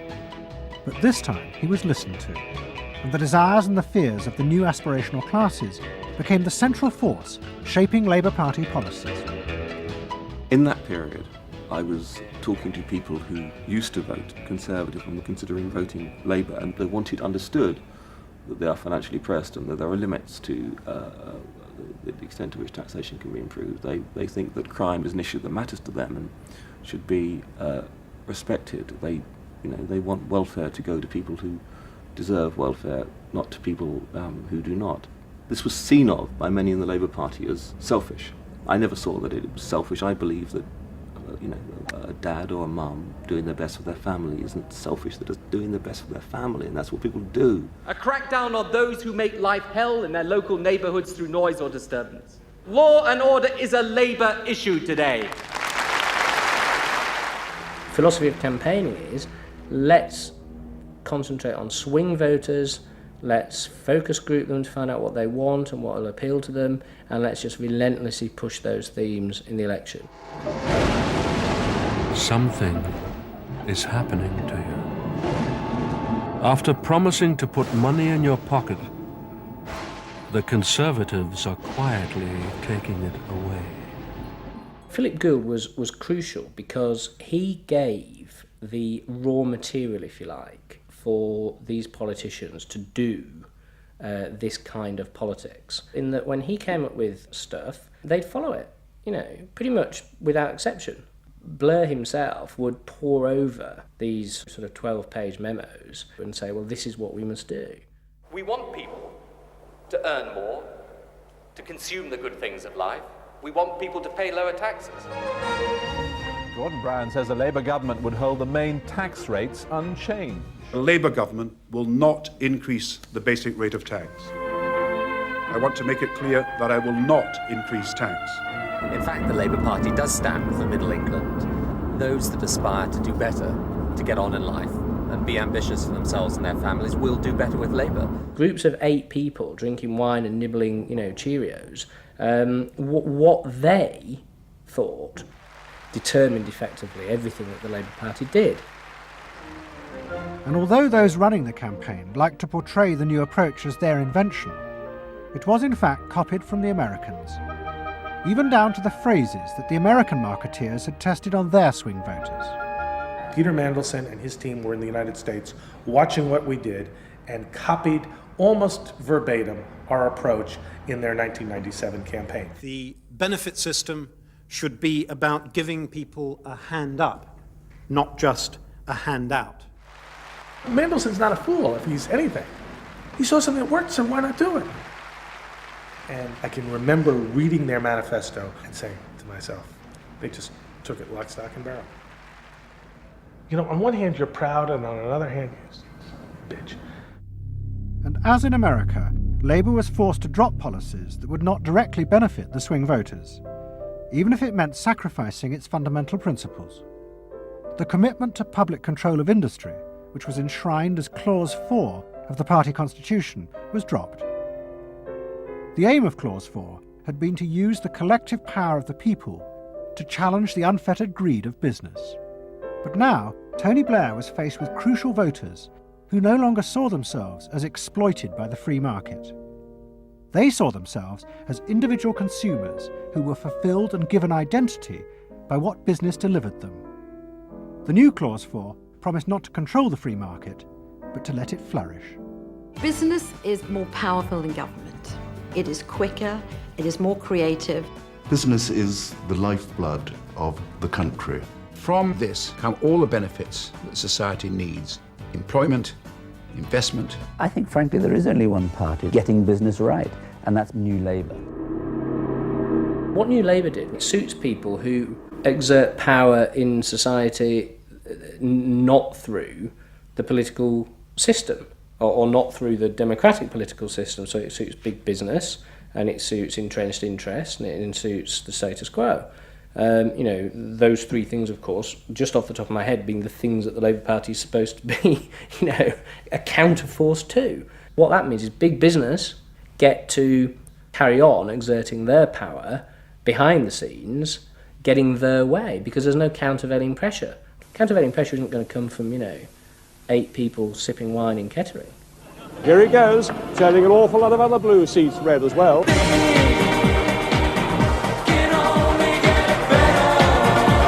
Very happy, very relieved, and very exhilarated. But those who masterminded Labour's victory in 1997 saw it as a triumphant vindication of a new form of democracy.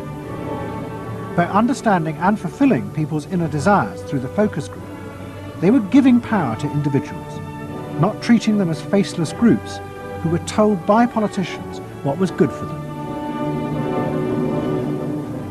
I don't see the focus group as some marketing tool. I see the focus group as a way of hearing what the people have to say. And I see the focus group as a way to a new form of politics. What the people give, the people can take away. We are the servants, they are the masters now.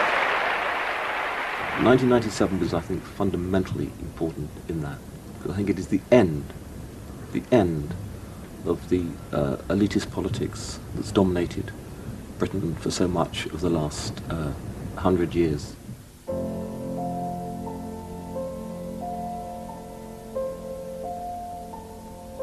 In 1939, Edward Bernays, Sigmund Freud's nephew, created a vision of a future world in which the consumer was king.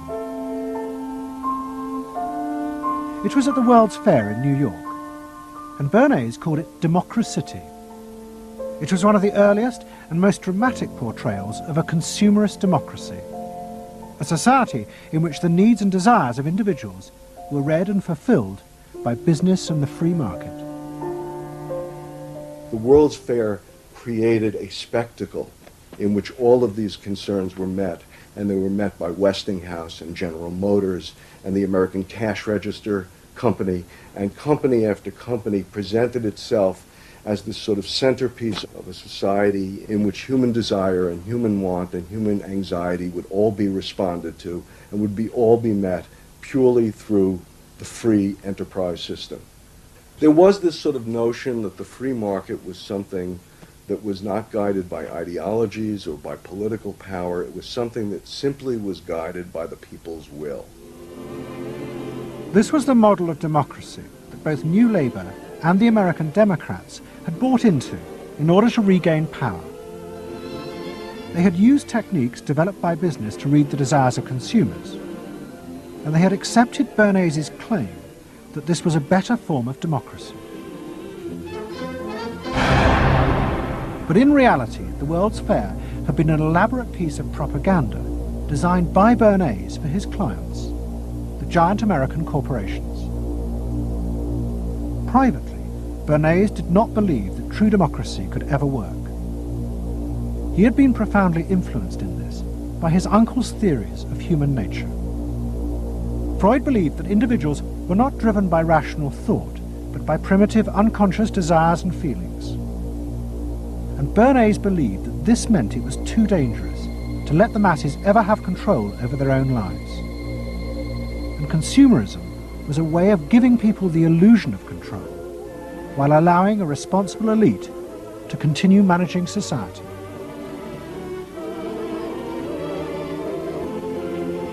It's not that the people are in charge, but that the people's desires are in charge. The people are not in charge. The people exercise no decision-making power within this environment. So democracy is reduced from something which assumes an active citizenry to something which now increasingly is predicated on the idea of the public as passive consumers, the public as people who essentially what you're delivering them are doggy treats. The problem for New Labour was that it believed the propaganda. They took at face value the idea promoted by business that the systems invented to read the consumer's mind could form the basis for a new type of democracy. Once in power, New Labour tried to govern through a system that Philip Gould called continuous democracy. But what worked for business in designing products led the Labour government into a bewildering maze of contradictory whims and desires. For much of Labour's first term, the focus groups said that the railways were not a high priority, and Labour's policies faithfully reflected this. But now, those same groups are blaming the government for not having invested more money sooner in the railways. The point about focus group politics is that there isn't one because people are contradictory and irrational, and so you have a problem in terms of deciding what you're going to do if all you do is actually listen to a mass of individual opinions that are forever fluctuating and don't really have any coherence, and crucially are not set in context. So that's why people can say, I want lower taxes and better public services. Of course they do. You say, do you want to pay more taxes to get better public services? People are less sure. They then don't believe that if they do pay more taxes, they will be spent on better public services. So you end up in this quagmire where, the truth is, a politician has to say, look, this is what I believe. I believe that you should pay slightly more taxes to make better public services, and I pledge that I'm competent enough to actually use that money wisely. Do you want that? Vote for me, yes or no. And that's what Blair has failed to do. Tony Blair turns around and sort of tries to feed back to them what they already believe, and given what they believe is sort of a load of individual, incoherent, contradictory nonsense, that's all he has to offer. And then he wonders why people don't get him. The answer they don't get him is because they're looking for someone to do something that they can't do themselves, which is actually come up with a coherent political opinion that they might have faith in. New Labour are faced with a dilemma.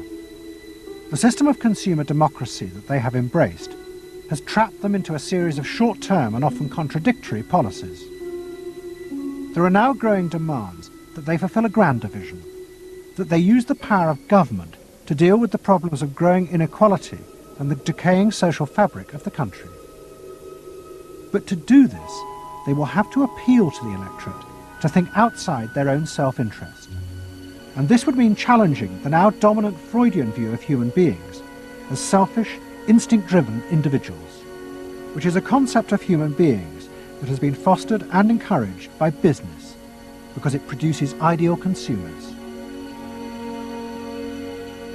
Although we feel we are free, in reality, we, like the politicians, have become the slaves of our own desires.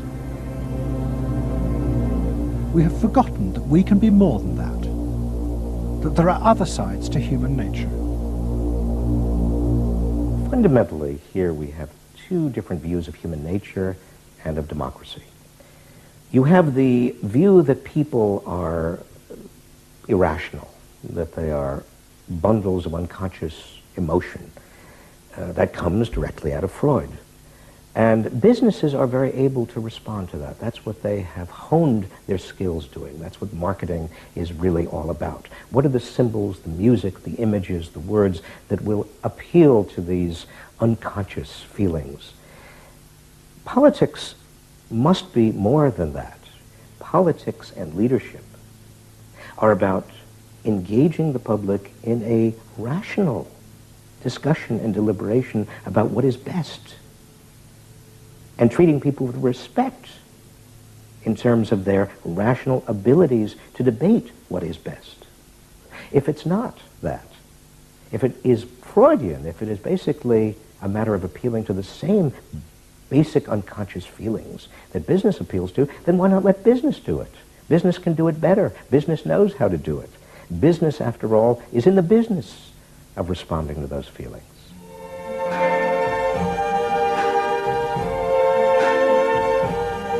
I see trees of green, red roses too. I see them bloom for me and you. And I think to myself,